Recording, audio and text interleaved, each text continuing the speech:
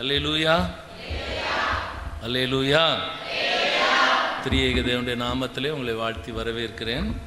உங்களோடு கூட சேர்ந்து அவரை துதிக்கவும் ஆராதிக்கவும் தியானிக்கவும் என்னையும் அழைத்து வந்த எம்பெருமான் இயேசுவுக்கு ஸ்தோத்திரம்.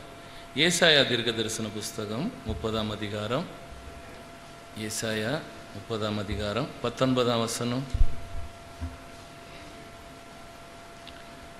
ஏசாயா 30:19. சீயோனை சேர்ந்த ஜனங்கள் எருசலேமில் வாசமாய் இருப்பார்கள். சீயோனை சேர்ந்த ஜனங்கள் எருசலேமில் வாசமாயிருப்பார்கள்.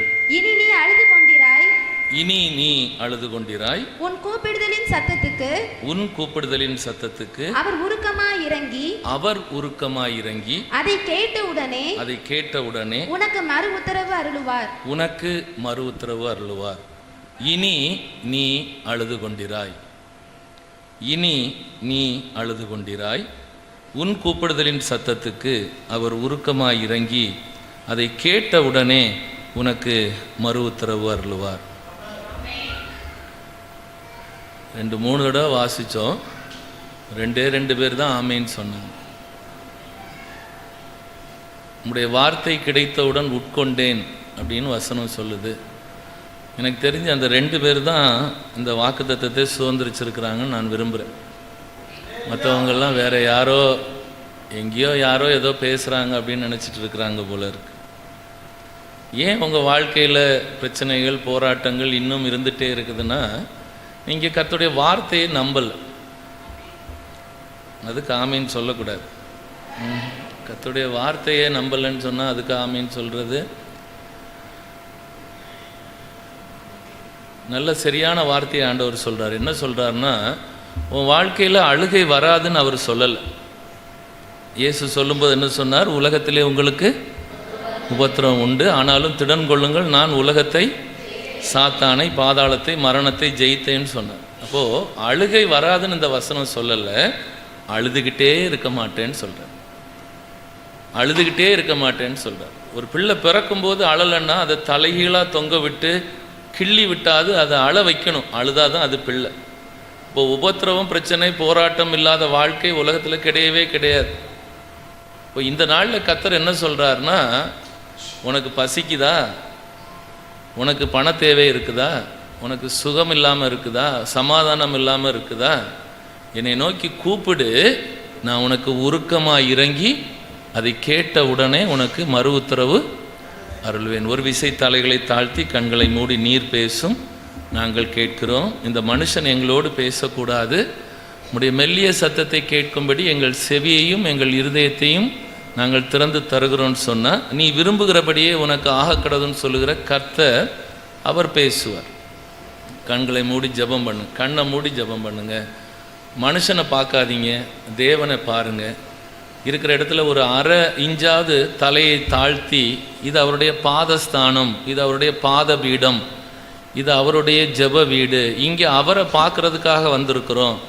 நான் மனுஷனை பார்க்க வரலன்னு சொல்கிறவங்க மட்டும் கண்களை மூடி அவருடைய பாதத்தை பாருங்கள். ஒரு மனுஷன் பேசுகிறது வெறும் வாக்கு, ஆண்டவர் பேசுனா அது வாக்கு தத்தம். நீங்கள் பேசுங்க, இந்த மனுஷனை பேச விடாதீங்க. ரொம்ப வலியோடு வேதனையோடு இருக்கிறோம், எங்களுக்கு அண்ணாச்சி நீங்கள் கண்ணை மூடி ஜெபிங்க அண்ணாச்சி. என்னண்ணாச்சி ஜெபம் பண்ணுங்கன்னு இவ்வளோ நேரம் சொல்லிகிட்டு இருக்கிறோம். நீங்கள் ஆண்டவர்கிட்ட கேளுங்க, நாங்கள் ரொம்ப வலியோடு இருக்கிறோம், எங்களுக்கு காதேஸ் வனாந்திரத்தை அதிர செய்கிற சத்தம் வேண்டாம், பெண்மான்களை ஈனும்படி செய்கிற மெல்லிய சத்தத்தோடு எங்களோடு பேசுங்கன்னு சொல்லும். பெண்மான்களை ஈனும்படி செய்கிற மெல்லிய சத்தத்தோடு பேசுங்கன்னு சொன்னால் அவர் பேசுவார். கர்த்தாவே பேசும், நாங்கள் கேட்கிறோம். பலிபீடத்தில் என்னை பரனே படைக்கிறேனே இந்த வேளை, அடியேனை திருசித்தம் போல ஆண்டு நடத்திடுமே, அடியேனை திருசித்தம் போல ஆண்டு நடத்திடுமே. கல்வாரியின் அன்பினையே கண்டு விரைந்தோடி வந்தேன், கல்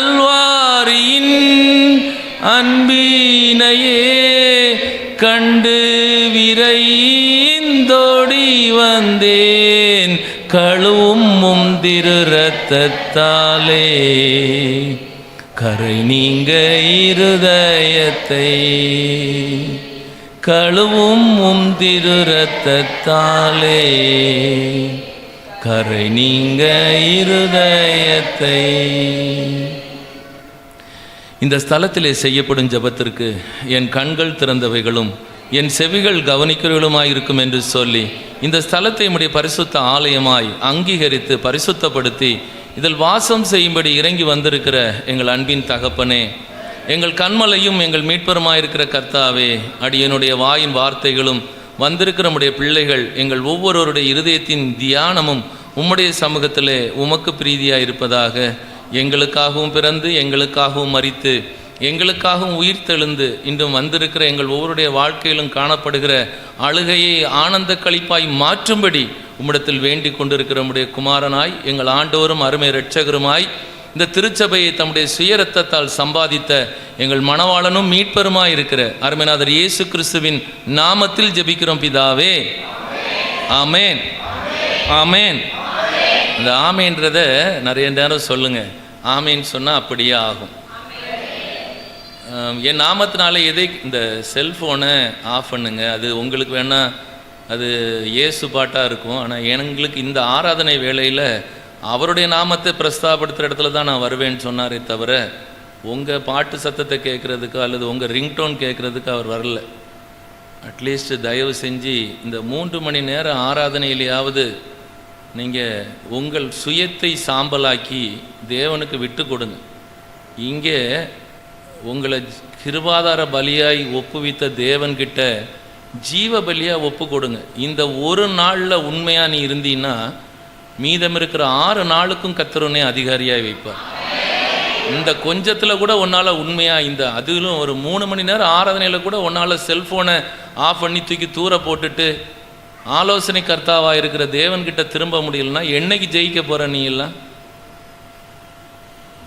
இந்த இடத்துல ஜெயிக்க முடியாத நீ வேற எங்கேயும் ஜெயிக்க முடியாது. இங்கே பரிசுத்தமாக முடியாத நீ எங்கேயும் பரிசுத்தமாக முடியாது. இங்கே ஆசீர்வதிக்கப்பட முடியாத நீ எங்கேயும் ஆசீர்வதிக்கப்பட முடியாது. இங்கே சுகத்தை பெற்றுக்கொள்ள முடியாத நீ எங்கேயுமே சுகத்தை பெற்றுக்கொள்ள முடியாது. இங்கே விடுதலையை பெற்றுக்கொள்ள முடியாத நீ எங்கேயும் விடுதலை பெற்றுக்கொள்ள முடியாது. எல்லாத்தையும் இந்த ஒரே இடத்துல வச்சுட்டு தான் தேவன் சொல்லுகிறார், என்கிட்ட வாங்க நான் உங்களுக்கு இளைப்பாறுதல் தரேன். அவ்வளவு பாரத்தையும் தூக்கிட்டு ஏன் இடத்துக்கு வந்தா போதுன்றார். அதுதான் இந்த சீயோன். அவர் இருக்கிற இடம் தான் சீயோன். அது பரலோகமாக இருக்கட்டும், இந்த பூமியில் எங்கே இருக்கிறாருன்னு தெரியாததுனால தான் ஒவ்வொரு சனிக்கிழமையும் வண்டி பிடிச்சி எங்கெல்லாமோ ஜனம் ஓடிட்டு இருக்கு. அவர் இருக்கிற இடம் சீயோன். அதுவும் விசேஷமாக இந்த பூமியில் மணவாட்டிகள் கூடி வந்து ஆராதிக்கிற இடம் சீயோன். இந்த சீயோனில் இருக்கிற இப்போ கன்னியாகுமரி அல்லது இந்த திருநெல்வேலி பணக்குடியை சேர்ந்தவங்கள ஒரு பொதுவாக பார்க்குறவங்க என்ன சொல்லுவாங்க? பணக்குடியில் இருக்கிறாங்க அப்படின்னா என்னன்னு சொல்லுவாங்க? தமிழ்நாட்டில் இருக்கிறாங்கன்னு சொல்லுவாங்க. அப்படி தானே? தமிழ்நாட்டில் இருக்கிறவங்கள எங்கே இருக்கிறதா சொல்லுவாங்க? இந்தியாவில் இருக்கிறதா சொல்லுவாங்க. அப்படி தானே? இந்த வசனம் என்ன சொல்லுது? இந்த சபையை சேர்ந்தவர்கள் பரலோகத்தில் வாசமாக இருப்பார்கள்னு சொல்லு. பரம எருசலேமில் வாசமாக இருப்பார்கள்னு சொல்லுது. உனக்கு தேவையானது இந்த தேசம்.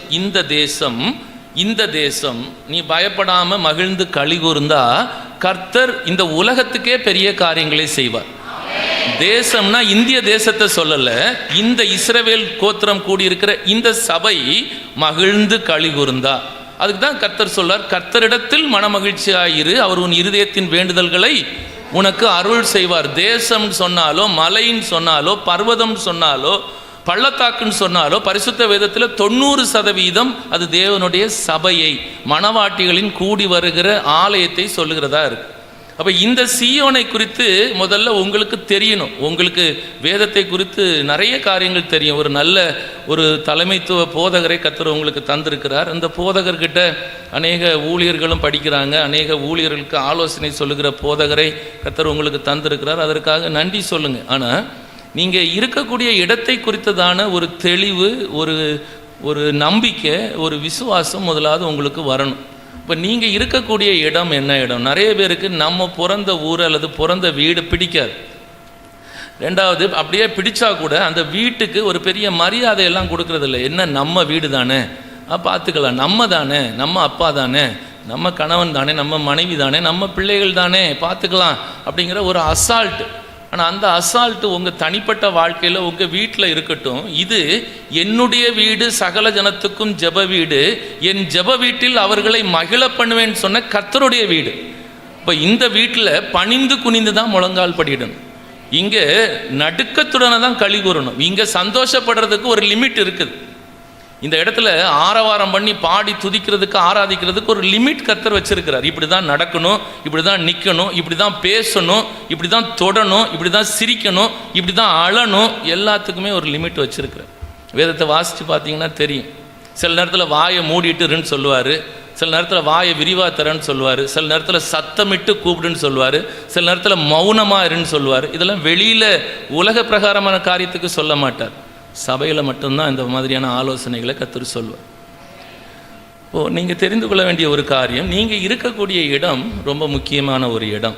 அது ஏதோ பணக்குடியில் ஒரு ஷெட்டில் அல்லது ஒரு கட்டடத்தில் உட்கார்ந்து ஆராதிக்கிறோன்னு நினைக்காம, நீங்கள் ஆராதனைக்காக இந்த சபை எல்லைக்குள்ளாய் கடந்து வருகிற ஒவ்வொரு நிமிஷமும் தேவனுடைய பரலோகத்தில் இருக்கிறீங்கன்ற நிச்சயத்தோடு இருந்தால் இந்த நாள் விசேஷமான நாளாக இருக்கும், இந்த ஆராதனை விசேஷமான ஆராதனையாக இருக்கும். உங்களால் நம்ப முடியுதா நீங்கள் பரலோகத்தில் இருக்கிறீங்கன்றது நம்ப முடியுதா? அது முடியாது, கஷ்டம். ஏன்னா போன உடனே திரும்பி போகும்போது என்ன இறைச்சி வாங்கணும், குழுவில் பணம் கொடுக்கறதுக்கு வந்து நிற்பானே, இல்லை டியூ கட்ட வேண்டியவன் வந்து நிற்பானே, அப்புறமா நாளைக்கு காலையிலைக்கு என்ன செய்கிறது, விதை நெல் வாங்குற என்ன பண்ண, பனையேற ஆள் கிடைக்கல, மாம்பழம் வெட்ட ஆள் கிடைக்கல, இப்படி 1000 பிரச்சனையோடு இருக்கிற நமக்கு இந்த உலகத்தில் ஒரு இடமும் பரலோகமாக தெரியாது. ஏன்னா தேவனே சபித்த இந்த பூமியில் நமக்கு வேறு என்ன இருக்குது, எல்லாம் சாபத்தை சுமந்துட்டு தெரிகிறோம். ஆனால் சங்கீதம் 132:13 சொல்லுது, இந்த சபிக்கப்பட்ட பூமியில் தேவன் இந்த சீயோனை, இந்த ஒரு இடத்தை கர்த்தர் தெரிந்து கொண்டு அது தமக்கு வீடாகும்படி அவர் விரும்பினார். உங்கள் பைபிளில் இருக்குதா சங்கீதம் 132 இருக்குங்களா? கர்த்தர் சீயோனில் நான் வந்திருந்து இது எனக்கு வாசஸ்தலம் சொன்னார்னா அதோடைய அர்த்தம் வேறு. ஆனால் இந்த தெரிந்து கொண்டுன்ற வாசனை இருக்குதில்ல, ஒரு வசனம் இருக்குதில்ல, தெரிந்து கொண்டு. இப்படி இந்த உலகத்தில் எத்தனையோ பேர் இருக்கும்போது உங்களையும் என்னையும் கர்த்தர் தெரிந்து கொண்டார். எத்தனை பேர் நம்புறீங்க? நீங்கள் என்னை தெரிந்து கொள்ளவில்லை, நான் உங்களை தெரிந்து கொண்டேன்னு சொன்னார். அப்படிதானே?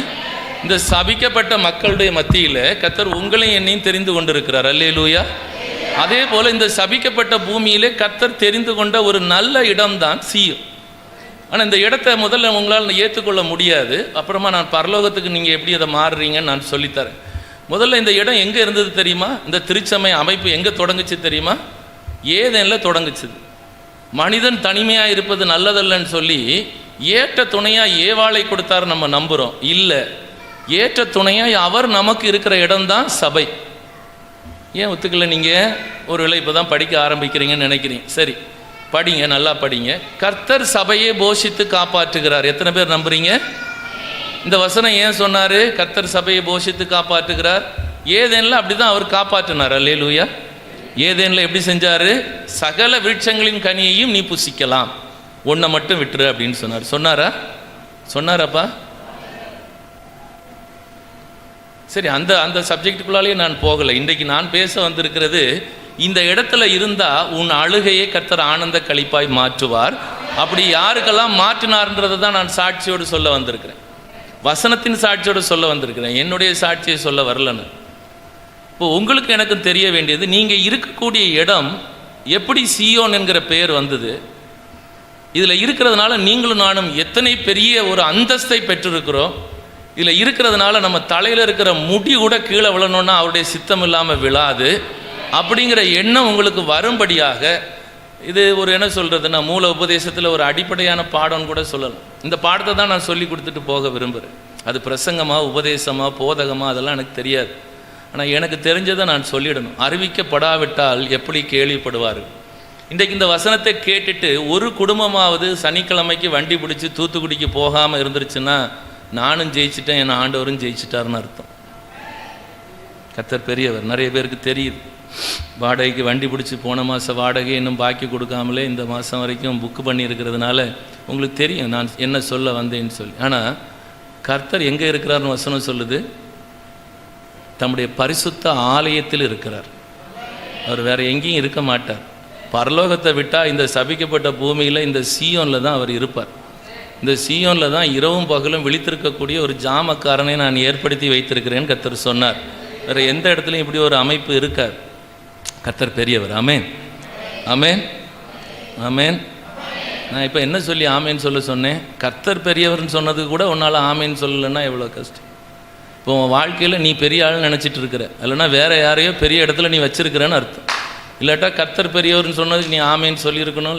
இல்லை நிறைய பேர் மனுஷனை நம்பி வாழ்ந்துட்டு இருக்கிறீங்க. குடும்பத்தாரை நம்பி, உறவினர்களை நம்பி, அப்பா அம்மாவை நம்பி, பிள்ளைகளை நம்பி, யாரோ ஒருத்தரை சார்ந்து வாழ்ந்துட்டு இருக்கிறீங்க. இன்னைக்கு ஒரு நாள் மட்டும் நீ விட்டு கொடு. இந்த தேவன் என்றென்றைக்கும் உள்ள சதா காலங்களிலும் என்னுடைய தேவன், அவர் மரண பரியந்தம் என்னை நடத்துவார்.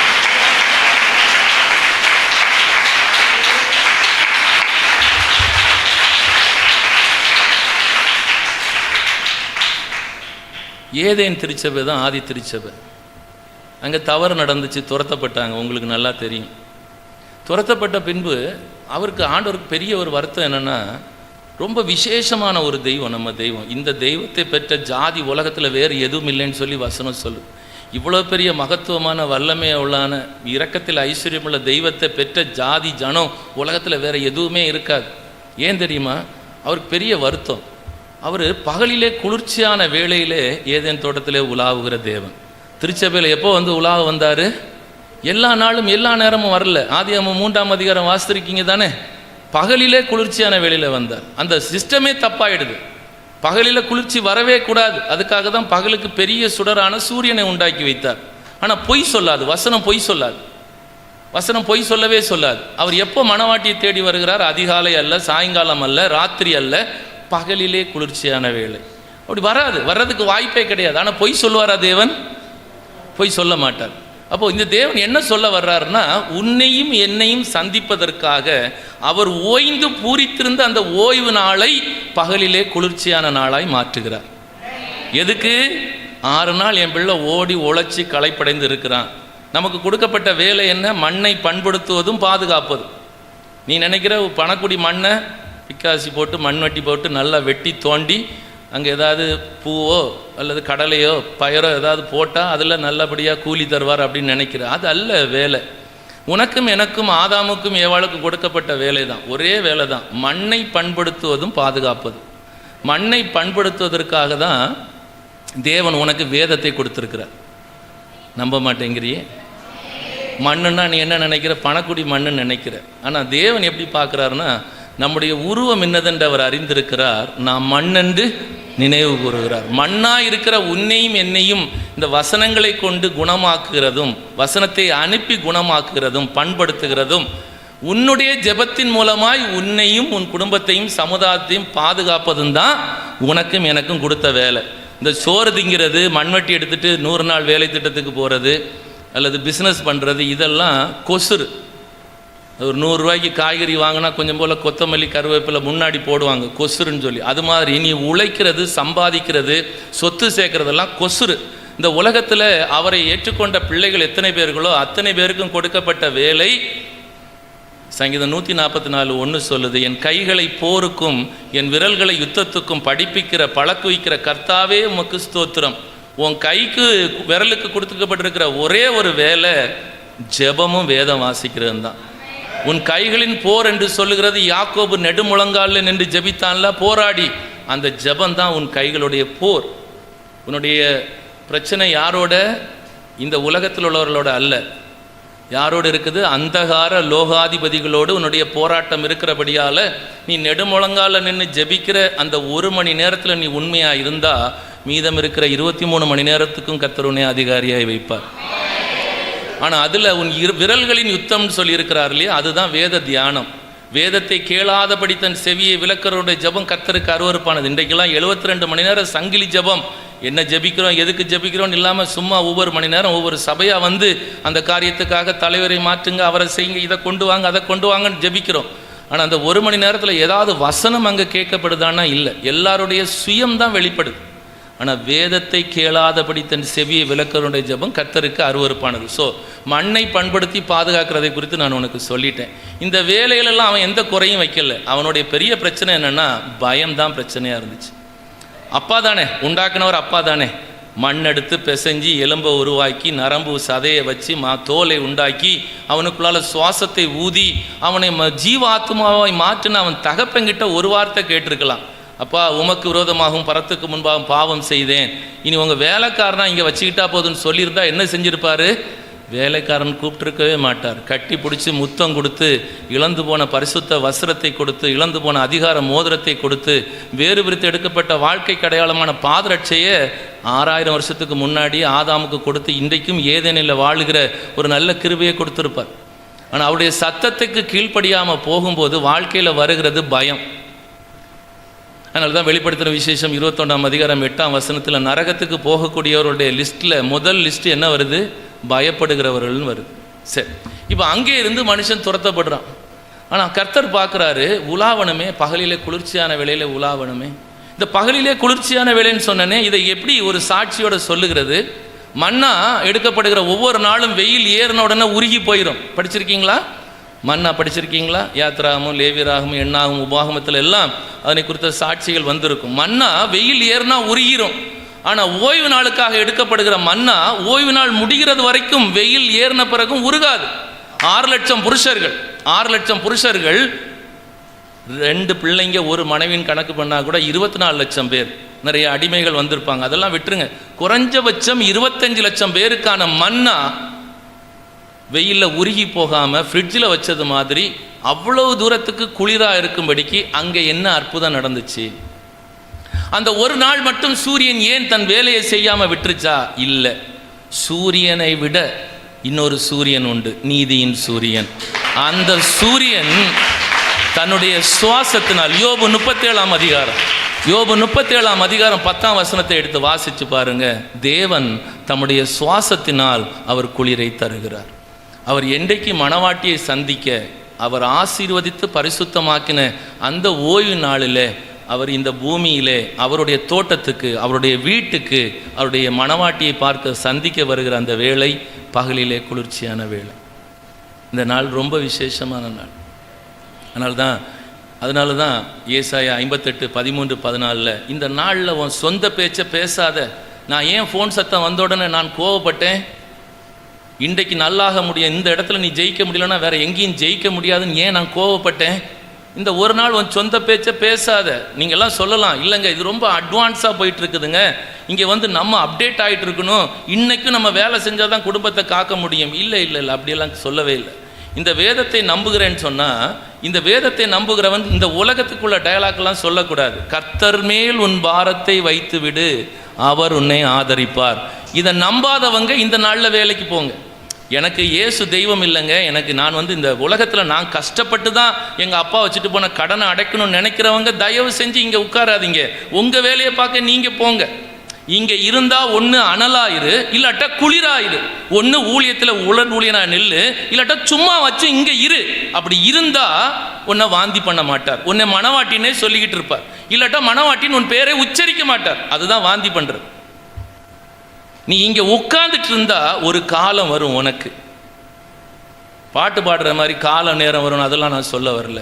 ஏற்ற காலத்திலே தேவன் உன்னை உயர்த்தும்படிக்கு அவருடைய வலதுகரம் சம்பாதித்த இந்த சபைக்குள் நீ அடங்கி இரு.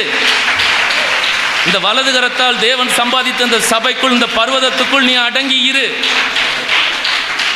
ஒன்று அனலாயிரு, இல்லைன்னா குளிராயிரு, ஆனால் அடங்கி இரு. இங்கே ஒரு ரூல் இருக்கும். இங்கே ஒரு 3 மணி நேரம் ஆராதனை அமைதியா, எப்போ ஜெபிக்கணுமோ அப்போ ஜெபம் பண்ணணும், எப்போ ஆராதிக்கணுமோ அப்போ ஆராதிக்கணும், எப்போ சாட்சி சொல்லணுமோ அப்போ சொல்லணும், எப்போ அவருக்கு பலி செலுத்தணுமோ காணிக்கை கொடுக்கணுமோ அப்போ கொடுக்கணும், எப்போ வார்த்தை பிரசங்கிக்கப்படணுமோ அப்படி தான். அதுக்கு ஒரு ரூல் புக் இருக்குது. ஓபேதேதோமுடைய வீட்டிலிருந்து அந்த உடன்படிக்கை பெட்டி எப்படி வசனம் எப்படி கொண்டு வரப்பட்டது சபைக்கு எருசலேமுக்கு ரூல் இருக்குது. சந்தோஷத்தோடு ஆடல் பாடலோடு லேவியர் முன்னாடி எந்திரிச்சு ஆராதனை முறைமைகளை சொல்லி எக்காலம் ஊதி அதற்கு பின்பதாய் ஜனங்கள் புது வஸ்திரம் தரித்து சபைக்கு உடன்படிக்கை பெட்டியை தூக்கி கொண்டு வருவாங்க. அப்படி வரணும் உடன்படிக்கை பெட்டி. அதனால தான் சொன்னேன், வசனம் கடைசியில் வரட்டும். முறைமையின்படி செய்யணும். உங்களுக்கும் எனக்கும் யார் சொல்லி கொடுத்தா? 200 வருஷத்துக்கு முன்பதாக தமிழ் சபைகள் தொடங்கப்பட்ட போது யார் இந்த முறைமையை சொல்லி தந்தா? வசனம் இப்படி தான் வரணும், ஆராதனை இப்படி தான் இருக்கணுன்றது ஓபேத்-ஏதோமின் வீட்டிலிருந்து உடன்படிக்கை பற்றி வந்ததை வச்சு தான் சபை ஆராதனை முறை கொண்டு வரப்பட்டிருக்கிறது தவிர இது சடங்காச்சாரம் அல்ல. இந்த வேதத்தை நம்புகிறவன் இப்படி தான் ஆராதிக்கணும். கர்த்தர் பெரியவர். ஆமென், அல்லேலூயா. அப்போ இந்த வசனம் அந்த ஒரு நாள் கெட்டு போகாமல் இருந்த, பகலில் குளிர்ச்சியை தந்த அந்த நாளில் நீ வேற எந்த வேலையும் செய்யாத, வேற எந்த வேலையுமே செய்யாது. அந்த நாளில் நீ உட்கார்ந்துட்டு இருந்து பணிந்து குனிந்து முழங்கால் படிட்டு உட்கார்ந்துட்டு இந்த ஒரு நாள் அந்த வசனம் சொல்லுது, மனமகிழ்ச்சி நாளென்றும் மகிமையின் நாளென்றும் எண்ணுவாயானால் அதன்படி செவ்வாயானால். உங்கள் வசனத்தில் இருக்கா? உங்கள் பைபிளில் ஏசாயா 58:13-14. சரி, அப்படி செய்வாயானால், அதன்படி நடப்பாயானால், உன் கையை விலக்கி, உன் காலை விலக்கி, உன் சிந்தனையை விலக்கி, உன் எண்ணங்களை விலக்கி நீ அப்படி இருப்பாயானால் 3 நன்மையான காரியங்களை இந்த பகலிலே குளிர்ச்சியான வேளையிலே தேவன் செய்வார். வீட்டில் போய் படிங்க. வித நெல் வாங்க போனோம், மீனுக்கு வலை வாங்க போனோம், புழு வாங்க போனோம், அந்த கதையெல்லாம் சொல்லாமல் இங்கே உட்கார்ந்துட்டு இருந்து இந்த ஒரு நாளில் மனமகிழ்ச்சி நாள்னு சொல்லி பாருங்களேன்.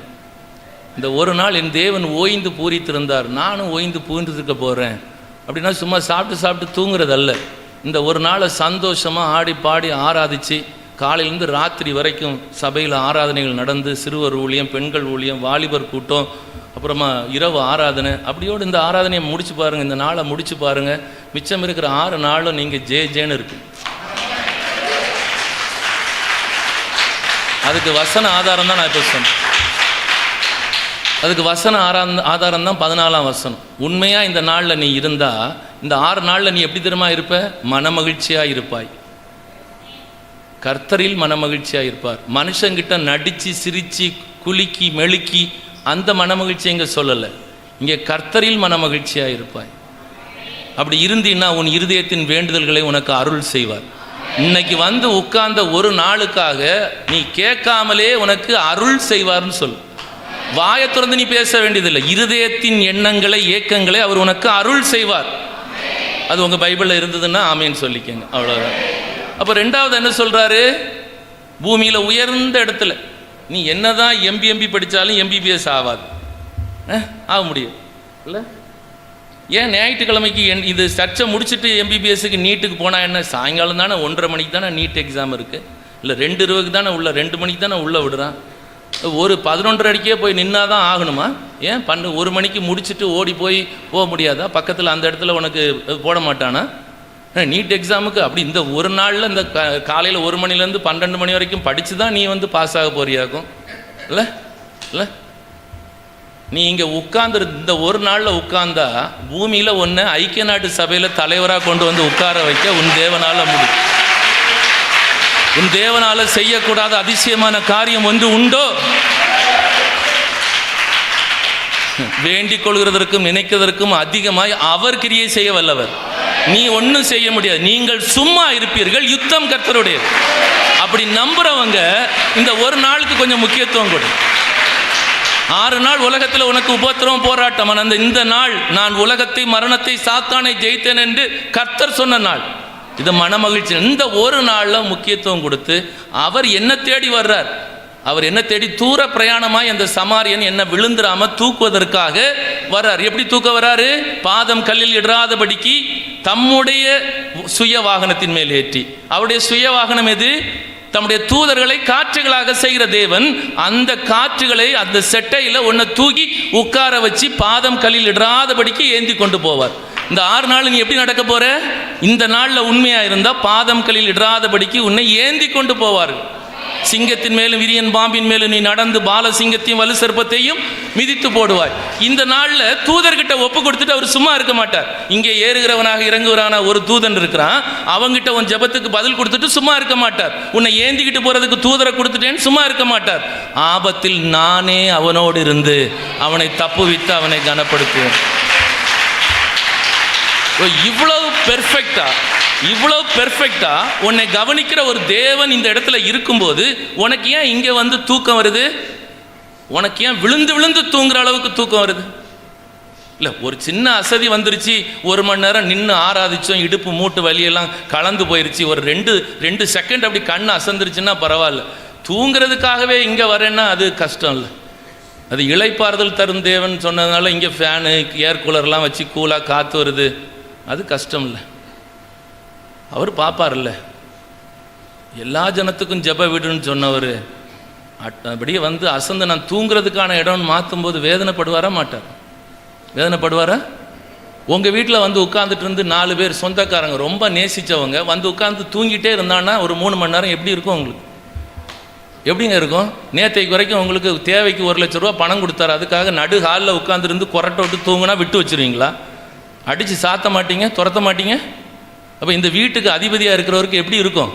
நான் மூச்சு காற்றை கொடுத்து இன்னைய வரைக்கும் ஐஸ்வர்யத்தை சம்பாதிக்கிறதுக்கான பலனையும் கொடுத்து நான் உயிரோட வச்சுருந்தா இங்கே வந்து தூங்கிட்டாடா போவேன், ஏன்டி தூங்குறேன்னு கேட்க மாட்டார். இங்கே வந்தால் உனக்கு காண்டாமிருகத்துக்கு ஒத்த பலன் தருவார், நம்புறவங்க மட்டும் வாங்க. இங்கே வந்தா பலவீனனும் தன்னை பலவான் என்று சொல்லுகிற இடம் நினைக்கிறோம் மட்டும் இங்கே வா. இந்த இடத்துல வியாதியை உன்னிலிருந்து விலக்குவேன்னு சொன்னவர் இங்கே இருக்கிறார், அதை நம்புறவன் இங்கே வா.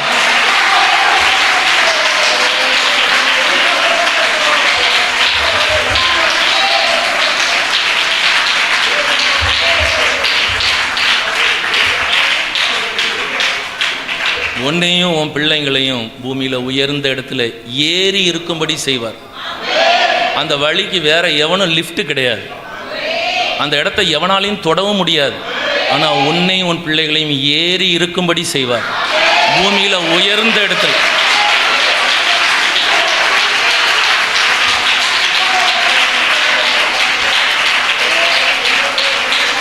அதோடு அவர் முடிச்சிடல, போஷித்து காப்பாற்றணுமே. அவர் எப்படி போஷிக்கிறாராம்? யாக்கோபினுடைய சுதந்திரத்தால் உன்னை போஷிப்பேன். யாக்கோபுடைய சுதந்திரம்னா என்ன? பிள்ளைகள் கர்த்தரால் வரும் சுதந்திரம். யாக்கோபுடைய சுதந்திரம். ரூபன் கெட்டு போயிட்டான், லேவியும் சிமியோனும் தப்பு பண்ணி கெட்டு போயிட்டாங்க. அடுத்து இருக்கக்கூடியது யூதா கோத்திரத்தில் வந்த யூத ராஜசிங்கமாக இருக்கிற இயேசு கிறிஸ்துவினால், அந்த வார்த்தையால் நான் உன்னை போஷிப்பேன். இதை கர்த்தருடைய வாய் சொல்லி உன்னை இந்த வாரம் முழுசும் போஷிக்கிறவர் கர்த்தர். யூத ராஜசிங்கமாக இருக்கிற இயேசு உன்னை போஷிப்பார். நன்மையால் உன் வாயை திருப்தியாக்குவேன் சொன்னவர் அவர் தான் உன்னை திருப்தியாக்கும். இவ்வளவு நன்மைகளை வச்சுட்டு தான் சொல்றாரு, இந்த இடத்துல பணிந்து குனிந்து முழங்கால் படிடு. இவ்வளவு செய்கிறவருக்கு முன்னாடி எவ்வளவு நம்ம பயபக்தியாக நடுக்கமாக இருக்கும். கர்த்தர் பெரியவர், ஆமென். கர்த்தர் பெரியவர், ஆமென். இப்போது இந்த ஜனம் இங்கேருந்து துரத்தப்பட்டுருது. இவங்களுக்கு தெரியல, எங்கே போகணும்னு தெரியல, நின்றுட்டே இருக்கிறான் வாசலில். ஆதியாகமம் 3:23 நிற்கிறான். அவர் அவனை அனுப்பி விட்டார்னு சொல்லுது, அங்கே தான் நிற்கிறான். அவன் போகலை, அவனுக்கு தெரியும் இங்கே விட்டு போனான்னா ஒன்றுமே பண்ண முடியாது. ஆனால் 24ஆம் வசனத்தில் சொல்கிறாரு, அவர் அவனை துரத்தி விட்டு. ஏன் இன்றைக்கு நம்ம சபைகள் எல்லாம் ஒரு பெரிய ஒரு மந்தையின் திரள் கூட்டம் ஏன் கூடாமல் இருக்கிறாங்க அப்படின்னா, இயேசு 2000 வருஷமாக கூப்பிடாத கூட்டம் தான். இயேசு 2000 வருஷமாக கூப்பிடுறார். வருத்தப்பட்டு பாரம் சுமக்கிறவர்களே எல்லாரும் என்கிட்ட வாங்க. உன் நோயினால் உனக்கு மூச்சு இழைக்குது, உன் பயத்தினால உனக்கு மூச்சு இழைக்குது, உன் கடனால் உனக்கு மூச்சு இழைக்குது, நீ 1 ரூபா சம்பாதிக்க 100 மைல் ஓடுற உனக்கு மூச்சு இழைக்குது, நீ என் இடத்துக்கு வா, உன் மூச்சு இழைப்புக்கு நான் ஆறுதலை தருவேன். அண்ணாச்சி இது என்னன்னாச்சு, என்ன ஷோவாக நடக்குது இங்கே? வீடியோ எடுத்து யாருக்கு அனுப்புறீங்க? அவருடைய நாமத்தை பிரஸ்தாபடுத்துகிற ஸ்தானத்தில் தான் வந்து ஆசீர்வதிப்பார். இந்த மூஞ்சி, இந்த கிழட்டு மூஞ்சியெல்லாம் பார்த்து என்ன செய்ய போகிறீங்க? என்ன பேசிகிட்டு இருந்தோம்? என்னம்மா? இல்லை கேட்கல. 2000 வருஷமாக கூப்பிட்றாரு. எவன் வந்தான்? ஒருத்தனும் வரல. அவர் கூப்பிட்டே வராதவன் ஊழியக்காரனும் சபையாரும் நீங்களும் நானும் கூப்பிட்டா வந்துருமா? ஏன் வராமல் இருக்கிறான்? ஏன் தேவன் வரவிடலை? தீட்டுள்ளது ஒன்றும் இந்த நகரத்துக்குள் பிரவேசிக்க முடியாது. தீட்டுள்ளது ஒன்றும். ஏன்? ஆதியாகமம் 3ஆம் அதிகாரம் 24ஆம் வசனத்தில் இந்த இடத்தை சுற்றி, இந்த திராட்சை தோட்டத்தை, இந்த ஏதேனை, இந்த திருச்சபையை சுற்றி அவர் என்ன செஞ்சு வச்சிருக்கிறாரு? கண்டவனும் உள்ளே வந்து பந்தியில் நக்கிட்டு போகக்கூடாதுன்னு சொல்லி ஜீவ விருட்சமாக இருக்கிற எம்பெருமான் இயேசுவை ஒரு வயலும் தொற்றக்கூடாதுன்னு சொல்லி ஜீவ விருட்சத்திற்கு போகிற வழியை காவல் செய்ய கேருபீன்களையும் வீசிக்கொண்டிருக்கிற சுடர்வழி பட்டயத்தையும் காவலுக்கு வச்சார். புரிஞ்சுச்சா? இதை தெரிஞ்சுதான் வாங்க நான் இளைப்பாறுதல் தர்றேன்னு சொன்ன தேவன் உங்கள் மூச்சு இழைப்புக்கும் நான் ஆறுதல் தரேன், உங்கள் ஆத்துமாக்களுக்கும் நான் இளைப்பாறுதல் தரேன் 2 காரியத்தை சொல்லுவார்.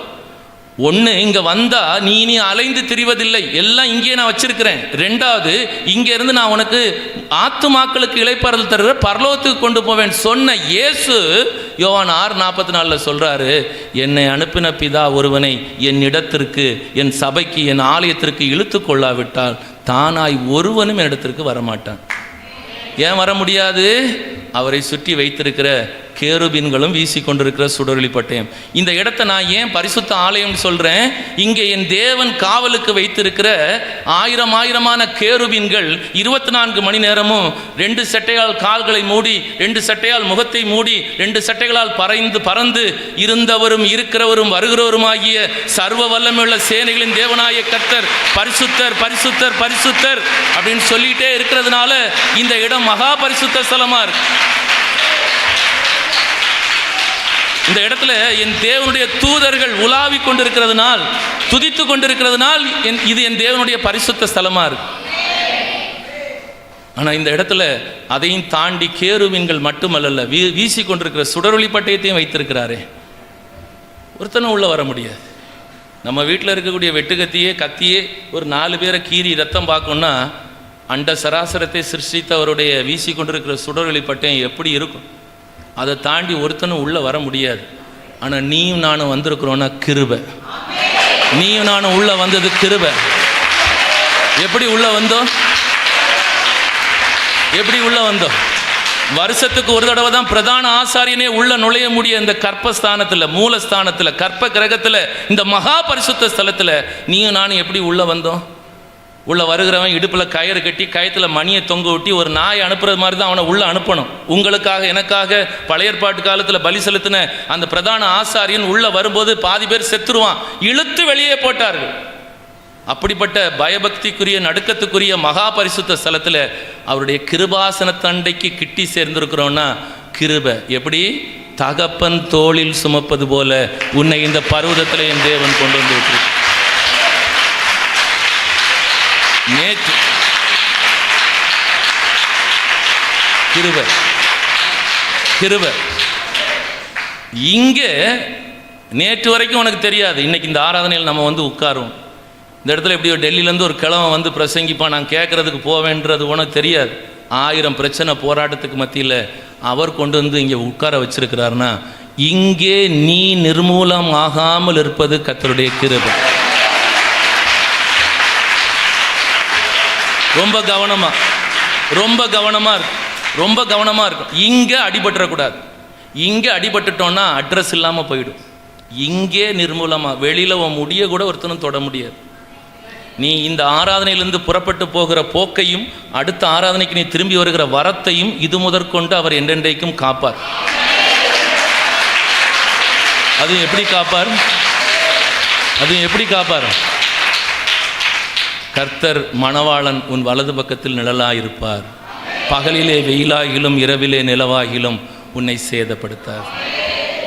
இப்போ இங்கே மட்டும் காக்கிறவர் இல்லை, 6 நாளும் போக்கிலும் வரத்திலும் இங்கேருந்து நீ புறப்பட்டு போய் அடுத்த ஆராதனைக்கு வருகிற வரைக்கும் காக்கிறேன்னு சொன்னவர். அதுக்கு நீ செய்ய வேண்டிய ஒரே ஒரு காரியம், 12 வயசுக்குள்ளால் என் பிள்ளை செத்து போனால் அதை என் தேவன் தலித்தாகுமின்னு சொல்லி பரலோகத்துக்கு கொண்டு வந்துடுவார். ஆனால் 13வது வயசு என்னுடைய குழந்தையை ஞானஸ்நானத்தின் மூலமாய் என் மணவாளன் இயேசுவுக்கு கைப்பிடித்து கொடுக்குற அந்த நிச்சயதார்த்தத்தில் நான் அவளை கலந்து கொள்ளும்படி செய்யணும். அது மதம் மாற்றுகிற ஆராதனை அல்ல, பேர் வைக்கிற ஆராதனை அல்ல. என் மணவாளனுக்கு நான் மணவாட்டி என்று கைப்பிடித்து கொடுக்கிற அந்த நிச்சயதார்த்த ஆராதனை தான் ஞானஸ்நானம். அதை செய்தா இந்த சபையில் இருக்கிற ஒவ்வொருவருடைய வல பக்கத்திலும் அவர் நிழலாயிருப்பார். பகலிலே வெயிலாகிலும் இரவிலே நிலவாகிலும் உங்களை சேதப்படுத்த. ஞானஸ்நானம்னு கையடியெல்லாம் ரொம்ப குறைஞ்சிச்சு. அதுக்கு முன்னாடி ரொம்ப வால்யூமாக இருந்துச்சு, அதுக்கப்புறமா ரொம்ப கம்மியாக டிம் ஆகிடுச்சு. ஏன்னு தெரியல, பிடிக்கிறது இல்லை முக்கி எடுத்துகிட்டு பேரை மாற்றி அனுப்பிச்சிருவாங்க அப்படின்னு நினைக்கிறீங்க. பேர் மாற்றுறதெல்லாம் அது ஒரு சிட்டை ஒரு ஒழுங்கு ஏதேன் தோட்டத்தில் கொடுத்ததுனால பேர் மாற்றியே ஆகணும். ஆதாம் எந்த பேர் வச்சானோ அதுதான் இன்னைக்கு வரைக்கும் இருக்குது இல்லை? உனக்கு வெளிப்படுத்தின விசேஷத்தில் 5வது சபைக்கு கர்த்தர் கொடுக்குற வார்த்தை என்னென்னா, உனக்கு ஒரு புதிய நாமத்தை தருவேன் அப்படின்னு சொல்லுவார். வெண்வஸ்திரம் தந்து உன் நாமத்தை அறிக்கை பண்ணுவேன்னு சொல்லுவார். என்ன நாமம்? உனக்கு மணவாட்டின்ற நாமம் அறிக்கை பண்ணணுன்னா அது செய்யணும். இது சடங்கெல்லாம் ஒன்றும் கிடையாது, விருப்பப்பட்டால் செய்யுங்க, இல்லை அது சுப்பையும் குப்பையும் எந்த பேராக இருந்தாலும் அவருக்கு அந்த பேரெல்லாம் ஈஸியானது தான். கர்த்தர் பெரியவர், ஆமேன். அல்லேலூயா. கர்த்தர் பெரியவர், ஆமேன்.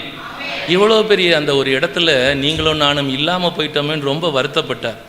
அவர் என்ன செய்கிறாரு, அடுத்தது நோவா கிட்ட பார்க்குறாரு, அந்த பேழையில் வச்சு காப்பாற்றிடலான்னு பார்க்குறாரு, அங்கேயும் தோற்று போகிறாங்க. அடுத்தது பார்க்குறாரு, ஆபிராமை பார்க்குறாரு, அவங்ககிட்டையும் வந்து பார்த்தா அவனும் தோற்று போயிடுறான். அடுத்தது மோசே கிட்ட வந்து வழி நடத்துறதுக்காக சொல்ல வரும்போது இவன் ஓரளவு பரவாயில்லாமல் தெரிகிறான். ஏன்னா ஆதாமுடைய கூட்டத்தை பலுகி பெருக சொன்னவர் அவன் தோற்று போன உடனே அடுத்தது ஆபிராமை பார்த்து சொல்கிறாரு, நான் உன்னை பெருகும்படி செய்வேன்றாரு. அவனும் கொஞ்சம் தோற்று போயிட்டான். அதுக்கு முன்னாடி நோவா கிட்ட வந்து சொல்கிறார், உன்னை நான் பெரிய ஜாதியாக்கும், உன் பேரை பெருமைப்படுத்த என்னெல்லாமே சொல்கிறார், நல்லதாக சொல்கிறார். ஆதாம் கிட்ட சொன்ன அதே வார்த்தைகளை சொல்கிறார். இந்த 3 குரூப்பும் தோற்று போயிடுச்சா பார்க்குறாரு, வழி நடத்துகிற இவன் சரியாக இருப்பான் அப்படின்னு நினச்சிட்டு அவங்ககிட்ட சொல்கிறார். ஆனால் சொல்லும்போது சொல்லி முடிச்சுட்டு ஒரு வார்த்தை சொல்கிறாரு, இது எல்லாம் சரிதான், ஆனால் அந்த நடக்க வேண்டிய சூழ்நிலை, பகலில் குளிர்ச்சியான வேளையில் நான் நடக்கணுமே, அதுக்கு நீ என்ன பண்ணு, நான் செஞ்சது மாதிரிலாம் செய்ய முடியாட்டாலும் இவர்கள் எனக்கென்று ஒரு வாசஸ்தலத்தை உண்டு பண்ணுவார்களாக, நான் இவர்கள் நடுவே உலாவி இவர்கள் தேவனாக இருப்பேன்.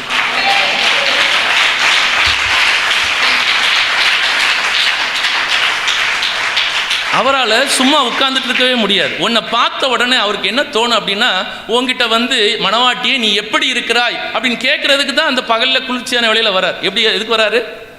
நீ எப்படி இருக்கிறாய். ஆனால் ஆதாம் கிட்ட டயலாக் மாறுது, நீ எங்கே இருக்கிறாய், நான் ஒழிச்சுக்கிட்டேன். பிரச்சனை உனக்கு புரியுது இல்லை? அவர் உன்னைய பார்க்க வர்றது இந்த நாளில் எப்படி இருக்கிற, உன் 6 நாள் நல்லா நடந்தனா, நான் உன் வலை பக்கத்தில் நிழலாக இருந்தேன்னா, நீ எந்தெந்த இடத்துல எல்லாம் தப்பு பண்ணுன அதை காமிக்கிறதுக்கு அவர் வர்றதே இல்லை. ஏன்னா நீ அவரை ஏற்றுக்கொண்டவர்கள் எத்தனை பேர்களோ அத்தனை பேர்களும் பிள்ளைகளாகும்படி அதிகாரம் கொடுத்திருக்கிறார். இங்கே வந்து உங்ககிட்ட குறை சொல்ல மாட்டார். இஸ்ரவேலை ஆசீர்வதிப்பதே கர்த்தருக்கு பிரியம். ஆனால் இங்கே வந்து நீ நல்லா இருக்கிறியான்னு விசாரிக்க வந்தா நீ அழுது ஒப்பாரி வச்சுட்டு உட்கார்ந்துட்டு இருந்தா எப்படி இருக்கும்? இந்த நிமிஷம் வரைக்கும் சுவாசத்தை கொடுத்தீங்களே, கையின் பிரயாசத்தை வர்த்திக்க பண்ணினீங்களே, சம்பாதிக்கிற பலனை தந்தீங்களே, இப்படின்னு ஏதாவது ஒரு நல்ல காரியம் சபை சொல்லுன்னு பார்த்தா நடக்கிறது இல்லை. சரி, ஆனாலும் பரவாயில்ல, அவருக்கு எப்போவுமே உலாவணும். அதுவும் எப்படி உலாவணும்? மணவாட்டி என்ன சொல்றா, அவருடைய இடது கை என் தலையின் கீழ் இருக்கும், அவருடைய வலதுகரம் என்னை அணைத்து கொண்டு இருக்கும். எங்கேயாவது படித்த ஞாபகம் இருக்கா? இருக்கும். வீட்டில் போய் கண்டுபிடிச்சி படிங்க, பாஸ்டர்கிட்ட கேளுங்க, சொல்லி தருவார். எப்படி எப்படி எப்படி சொல்றா மணவாட்டி? எப்படி அணைச்சிட்டு இருப்பாராம்? இடது கை, அவருடைய இடது கை என் தோளின் மேல் இருக்கும், அவருடைய வலதுகரம் என்னை அணைத்து கொண்டு இருக்கும். என்னை நடத்திட்டு போகும்போது எப்படி என் மணவாளன் என்னை நடத்திட்டு போகிறாரு? கட்டி பிடிச்சி தூக்கி தோள் மேலே கையை வச்சு, கழுத்து கீழே தானே தோல் இருக்குது, இல்லை உங்களுக்கெல்லாம் இடுப்புக்கு கீழே இருக்குமோ? இல்லை, கழுத்துக்கு கீழே தான் இருக்குது. அப்படின்னா கழுத்துக்கு கீழே தோல் தானப்பா இருக்குது. ஷோ சாமி, அந்த வாசனத்தை மாற்றிடணும் இனி சீக்கிரமாக கசட்டில் சொல்லி. இல்லை, செனாடில் ஏற்கனவே உன்னத பாட்டை எடுத்துடணும்னு சொல்லிட்டு உட்காந்துட்டு இருக்கிறாங்க கொஞ்சம் பேர். அதையும் எடுத்துட்டாங்கன்னா கஷ்டம் ஆகிடும். அவருடைய இடது கை உன் தோளின் மேல் இருக்கும், அவருடைய வலதுகரம் உன்னை அணைத்து கொண்டு இருக்கும். இப்படி மாப்பிள்ளை கூட நடத்திட்டு போக முடியாது. 2 பேரும் பொதுக்கடின்னு சொல்லி பணக்குடி பைபாஸில் விழுந்து கிடக்கு நடந்து போகும்போது. ஆனால் நம்மளை நடத்திட்டு போகிறவருடைய கால்கள் வஜ்ரம் போல இருக்கும். அவர் உன் கால்களையே மான் கால்களை போலாக்கி உயர்தளத்தில் நிறுத்துகிறவர். அவருடைய கால் எவ்வளோ ஸ்ட்ராங்காக இருக்கும். அப்படி நடத்திட்டு போகும்போது நமக்கு என்ன குறை? என்ன குறைப்பா? யோபு சொன்னா, என் மீட்பர் உயிரோடு இருக்கிறார். நான் என்ன சொல்லுவேன்? என் மீட்பர் மரித்தும் உயிரோடு இருக்கிறார். அவனை விட எனக்கு எவ்வளோ அட்வான்ஸாக தெரியுது என் தேவனை பற்றி. அப்போ எந்த மரண குழியில் விழுந்தாலும் கண்ணி தெரித்தது நாம் தப்பினோன்னு சொல்கிற அளவுக்கு அவர் என்னோடு இருந்து ஆபத்தில் நானே அவனோடு இருந்து அவனை தப்புவித்து அவனை கனப்படுத்துவேன்னு சொல்கிற ஒரு நல்ல தேவன் நம்மக்கிட்ட இருக்கிற வரைக்கும் நமக்கு என்ன கவலை? நமக்கு என்ன கவலை? ஆனால் அவரை நம்புறதுக்கு உன்னால் முடியாமல் போகுது. அதான் பிரச்சனை. இன்றைக்கு இந்த ஒரு வசனத்தை சொன்னேன்ல, இனி நீ அழுது கொண்டிராய். அதுக்கு என்ன அவர் ஆல்டர்னேட்டிவ் வச்சிருக்கிறாரு? நீ கூப்பிட்ட உடனே நான் மறு உத்தரவு கொடுப்பேன்.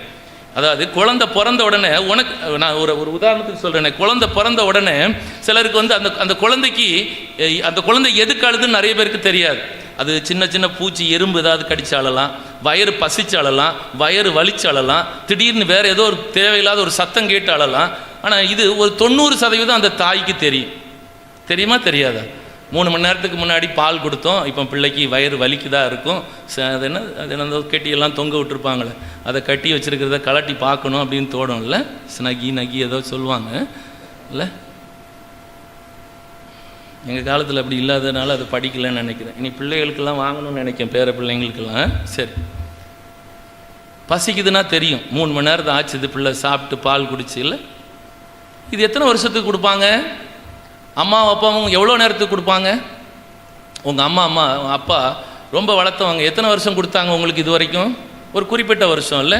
இல்லை யாராவது சொல்லுங்கள், நான் 80 வயசு ஆச்சுங்க, இந்த 80 வயசு வரைக்கும் எங்கள் அப்பா தான் எனக்கு எல்லாம் சாப்பாடு ஊட்டிகிட்டு இருக்கிறாருன்னு எத்தனை பேர் சொல்ல முடியும்? இல்லை 80 வயசு வேண்டாம், ஒரு 50 வயசு, 50 வயசில் இருக்கக்கூடியவங்க யாராவது? இல்லைங்க எங்கள் அப்பாவுக்கு 80 வயசு ஆச்சுங்க, எங்கள் அம்மாவுக்கு 80 வயசு, இன்னைக்கு வரைக்கும் எங்கள் அப்பா அம்மா தான் சோறு போட்டு தராங்க அப்படின்னு இல்லை சொல்ல முடியுதா? ஆனால் அப்படி ஒரு வாழ்க்கை இருந்திருந்தால் எப்படி இருக்கும்? கூப்பிட்ட உடனே அப்பா பசிக்குதுன்னு சொன்ன உடனே இன்றைக்கும் தட்டில் சோறு போட்டு, நான் சொல்கிறது 60, 70, 80 இருக்கக்கூடிய ஆத்துமாக்களுக்கு சொல்கிறேன், இன்றைக்கும் கூப்பிட்ட உடனே மறு உத்தரவு கொடுக்கறதுக்கு இந்த உலகத்தில் எவனாவது இருக்கிறானா? ஒருத்தரும் இல்லை. ஆனால் உனக்கு என்ன சுகம் தேவை, எப்போ சுகம் தேவை, உனக்கு எப்போ பணம் தேவை, எப்போ மனுஷனுடைய உதவி தேவைன்றது இந்த திராட்சை தோட்டத்துக்குள்ளால் இருந்தால் அவரால் கண்டுபிடிக்க முடியும். இங்கே இருந்தால் அவரால் கண்டுபிடிக்க முடியும். 2-3 அதிகாரத்துக்கு முன்னாடி ஏசாயா 27ஆம் அதிகாரத்துலேருந்து இந்த செய்தியை தொடங்கி வாசிக்கணும். வாசித்தா அந்த 2வது 3வது வசனத்தில் சொல்லுவார், அந்த சபையை குறித்து நல்லா பாடுங்க, இந்த திராட்சை தோட்டத்தை குறித்து நல்லா பாடுங்க, கர்த்தராகிய நான் அதை காப்பாற்றி அடிக்கடி நீர் பாய்ச்சி இரவும் பகலும் ஒருவரும் சேதப்படுத்தாதபடி காத்துக்கொள்வேன். யார் சொல்கிறாரு? எங்கேயோ இஸ்ரவேலில் இருக்கிற திராட்சை தோட்டத்தை பற்றி சொல்லலை, இந்த சபையை குறித்து சொல்கிறார்.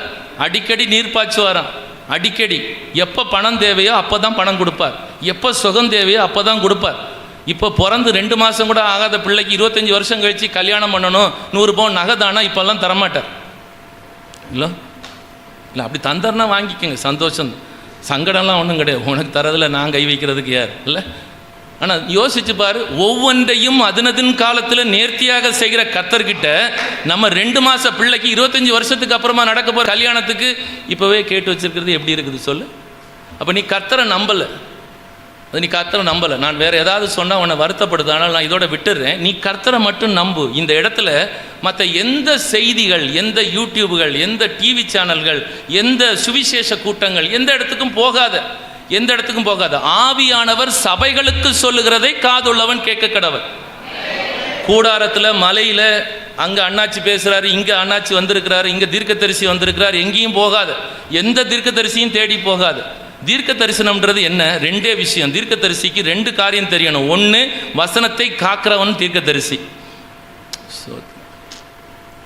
தீர்க்க தரிசனம் இல்லாத இடங்கள் ஜனங்கள் சீர்கெட்டு போவார்கள், வேதத்தை காக்கிறவன் கனமடைவான். அது ஒரே வசனம். அப்போ அந்த வசனத்துக்கு அர்த்தம் என்ன? தீர்க்க தரிசின்றவன் வசனத்தின் மூலமாய் தரிசனம் சொல்லணும். தேவன் உன் வாழ்க்கையில் இந்த பரிசுத்தவானுக்கு இந்த நன்மையை செஞ்சார், இவளுக்கு குழந்தையை கொடுத்தார், உனக்கும் கொடுப்பார், 18 வருஷம் ஆனாலும் உனக்கு ரெட்டை பிள்ளையை தருவார், வசனம் சாட்சி இருக்குது. குழந்தையை கொடுக்கிறவர் சாராளுக்கும் அன்னாளுக்கும் மரியாளுக்கும் குழந்தையை மாப்பிள்ளை கொடுக்கல, டாக்டர் கொடுக்கல, ஆவியானவர் கொடுத்தார். இதை வேற யாரும் சொல்ல முடியாது. இதை சொல்றதுக்கு உனக்கு சபையில் ஒரு தீர்க்கதரிசியை கர்த்தர் ஏற்படுத்தி வச்சிருக்கிறார். இந்த தீர்க்கதரிசி கிட்ட அவருடைய ரகசியத்தை வெளிப்படுத்தாம கர்த்தர் ஒரு காரியத்தையும் செய்ய மாட்டார். ஓ சபைக்கு, இந்த சபைக்கு எங்களுக்கு சொல்றாரான்னு தெரியாது, இவருக்கு எங்களை பற்றியெல்லாம் சொல்ல தெரியுமான்னு தெரியாது, ஆனால் ஓ மூஞ்ச பார்த்த உடனே சொல்ல முடியும், உனக்கு இதை தான் செய்ய போறாரு. அது ஏன் இன்னைக்கு பார்த்து சொல்லக்கூடியதா இல்லை? நீ இந்த என்னைக்கு ஞானஸ்நானம் எடுத்து இந்த சபையில் வந்து உட்காந்தியோ அன்னையிலேருந்து இந்த மனுஷங்கிட்ட ஆண்டவர் கேட்டுகிட்டே இருப்பார், டே 3 வருஷம் ஆச்சுடா, வெட்டி போடுவோண்டா, இதெல்லாம் உட்காந்து இடத்த நாசி ஆக்கிட்டு இருக்குதா, இது போனால் ஒரு 4 குடும்பம் வருண்டா இங்கே உள்ளால். உன் ஊழியக்காரன் விட மாட்டானே, சாமி இந்த 1 வருஷம் இருக்கட்டும், கனி கொடுத்தா சரி, இல்லைன்னா அடுத்த வருஷம் வெட்டுங்க. ஏன்னா ஊழியக்காரனுடைய வார்த்தையை நிலைப்படுத்துகிற தேவன், அதனால பாவம் பார்த்து சில ஆத்மாவெல்லாம் விட்டு வச்சுட்டு இருக்கிற, நல்லா தூங்கிட்டு போடா அப்படின்னு. சிலரெல்லாம் பார்த்தா இப்போ என்ன பேசிட்டு வந்தோம் நம்ம, எங்கே பேசுனது எங்கே வந்து நிற்கிது பாரு.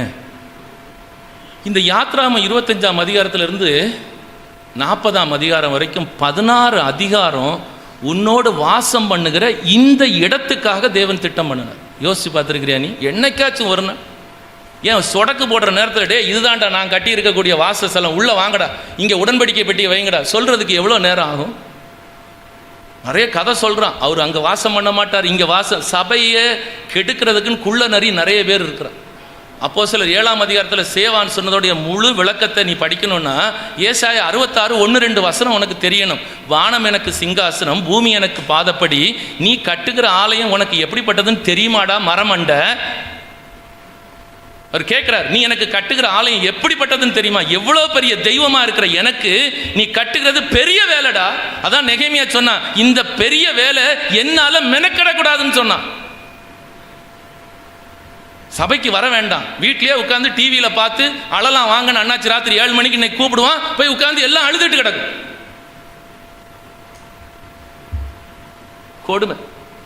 நீ அழுதுகிட்டு இருக்க மாட்டேன்னு சொல்லி உனக்கு ஒரு சாமி, ஒரு தெய்வம் வாக்கு அருள் வாக்கு சொல்லுது அல்லது வாக்கு தத்துவம் கொடுக்குதுன்னா அழுன்னு ஒரே அழுவ, கண்ணீரும் வராது பயலுக்கு.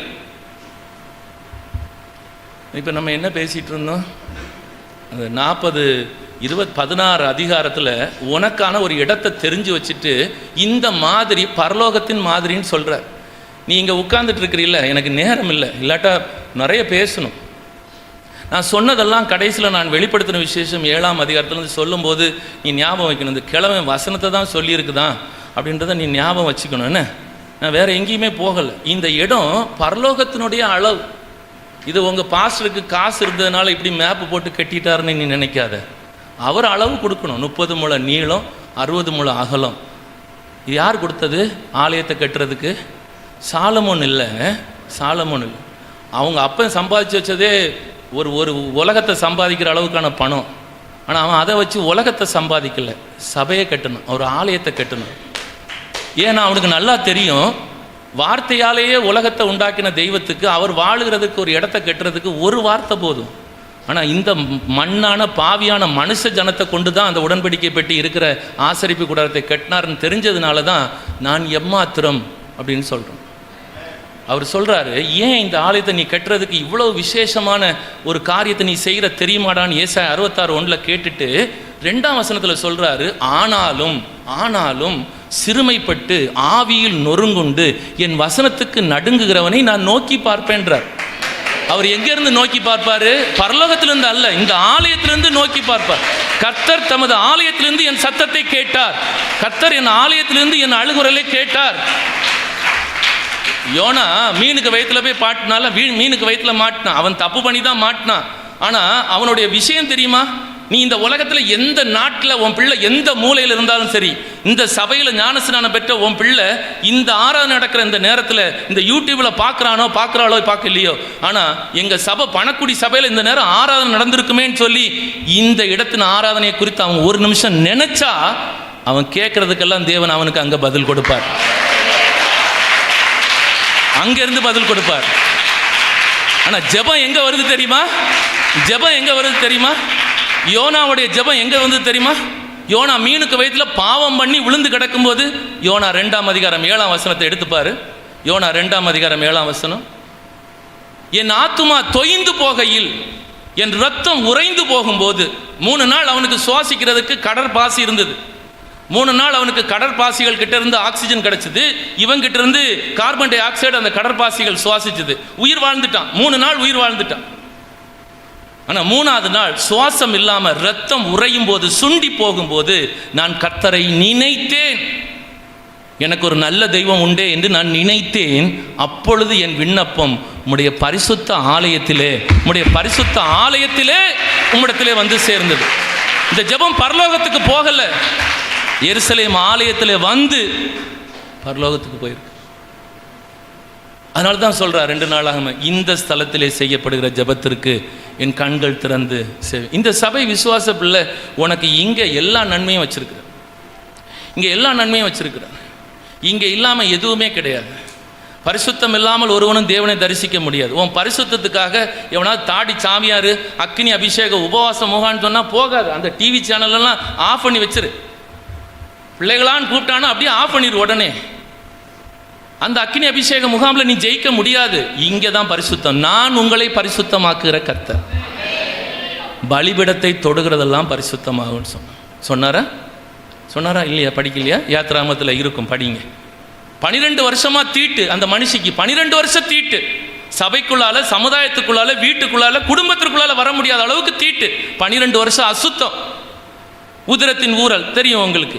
வீட்டுக்குள்ளால வர முடியாது. தெருவில் வந்தால் கல்லால் அடித்து கொள்ளுவான். ஆனால் அவள் என்ன டயலாக் சொன்னா? எல்லாம் செலவழித்து பார்த்துட்டா, தோற்று போயிட்டா. ஆனால் கடைசியில் என்ன சொன்னா? என்னப்பா சொன்னா?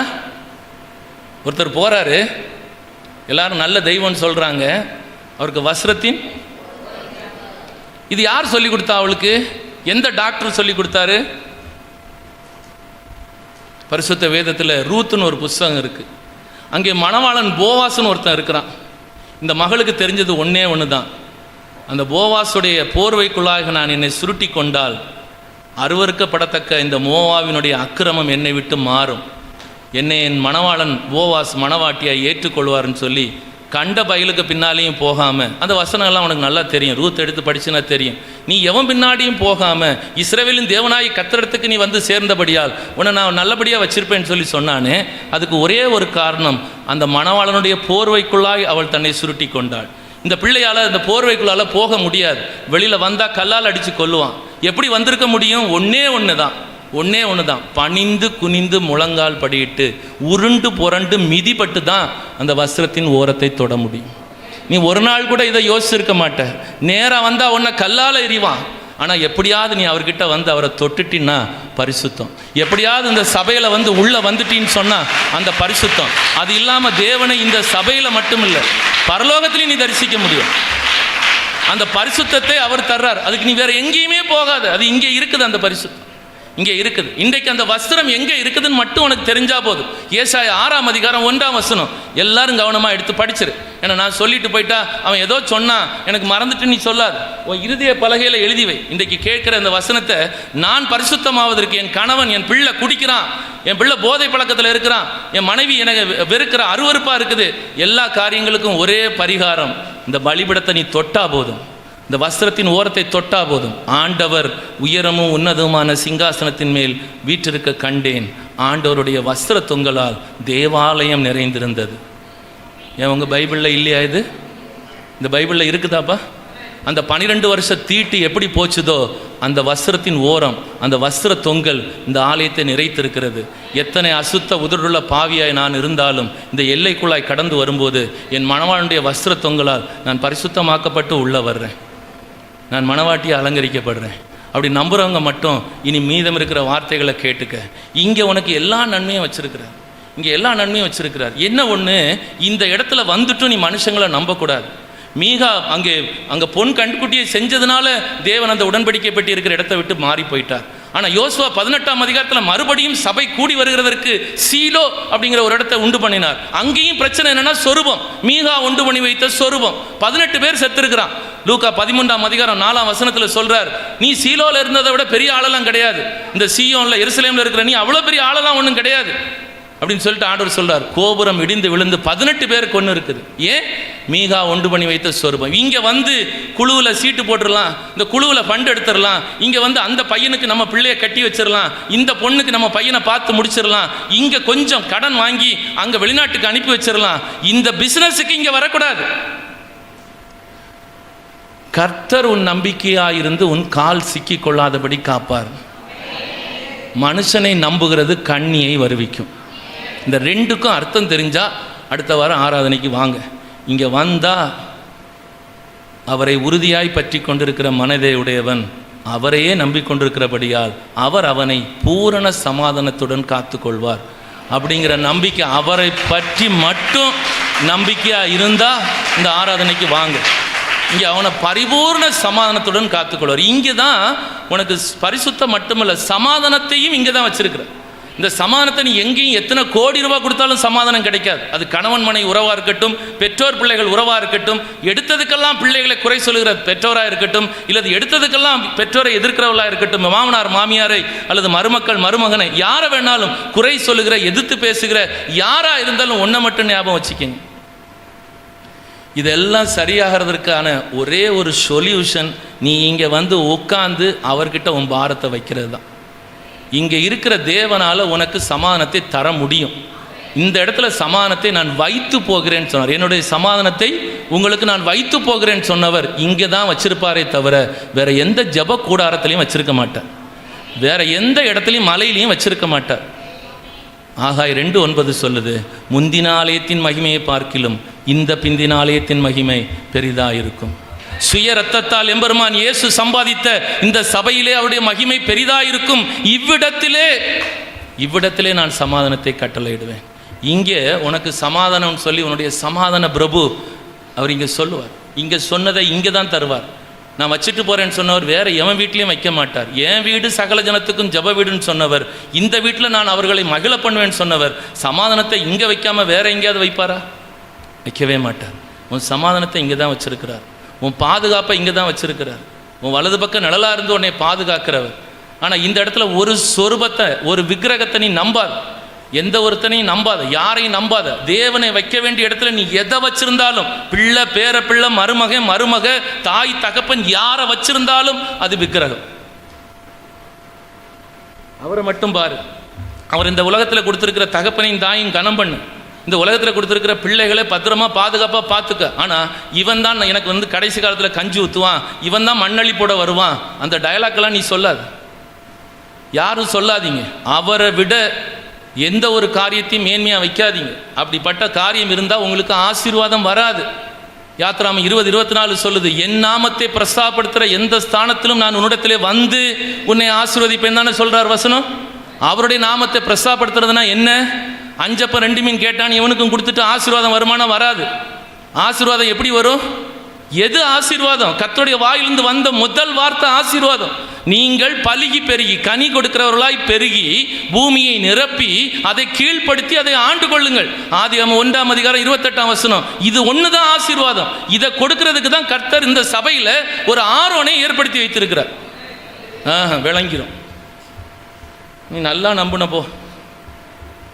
அண்ணாச்சிட்ட போனால் உனக்கு ஆசீர்வாதம் கிடைக்குன்னா கூட நம்புவ போல இருக்கு. தேவன் சபையில் ஆசாரியனாய் மெய்ப்பனாய் போதகனா வச்சிருக்கிறா ஒருத்தனை பார்த்தா உனக்கு காமெடி பீஸா இருக்கு. யாத்ராம் 20:24 ஆசீர்வாதத்தை பற்றி முதல்ல தெரிஞ்சுக்கிட்டு அடுத்தது பற்றி பேசும். என்ன போட்டிருக்குது? யாத்ராம் 20:24 மண்ணினாலே பலிபீடத்தை எனக்கு உண்டாக்கி. மண்ணினாலே பலிபீடம். மண்ணுன்னா பணக்குடி மண்ணு கிடையாது, செங்கச்சூள மண்ணு கிடையாது. நம்முடைய உருவம் இன்னதென்று அறிந்திருக்கிறார், நாம் மண் என்று நினைவு கூறுகிறார். மண்ணாக இருக்கிறோம் என்று குயவனே நீங்கள் தான் எங்கள் வாழ்க்கையை உருவாக்கணும், எங்கள் குடும்பத்தை உருவாக்கணும், எங்கள் ஊழியத்தை நீங்கள் தான் உருவாக்கணும்னு சொல்லி குயவனாய் தேவனை ஏற்றுக்கொண்டு அவருடைய கையில் அடங்கி இருக்கிற குடும்பத்தாரை குறித்து இங்கே சொல்லுது. அப்படிப்பட்ட தாழ்மை உள்ளவர்களை கொண்டு தான் இந்த சபை கட்டப்படணும். இந்த பலிபீடம் எப்படி கட்டப்படணும்? மண்ணினாலே பலிபீடம். கல் வச்சு கட்டக்கூடாது. கல் வச்சு கட்டினா சத்தம் வரும். நான் தான் 10 லோடு சிமெண்ட் அடித்தேன், நான் தான் 10 லோடு கம்பி அடித்தேன்.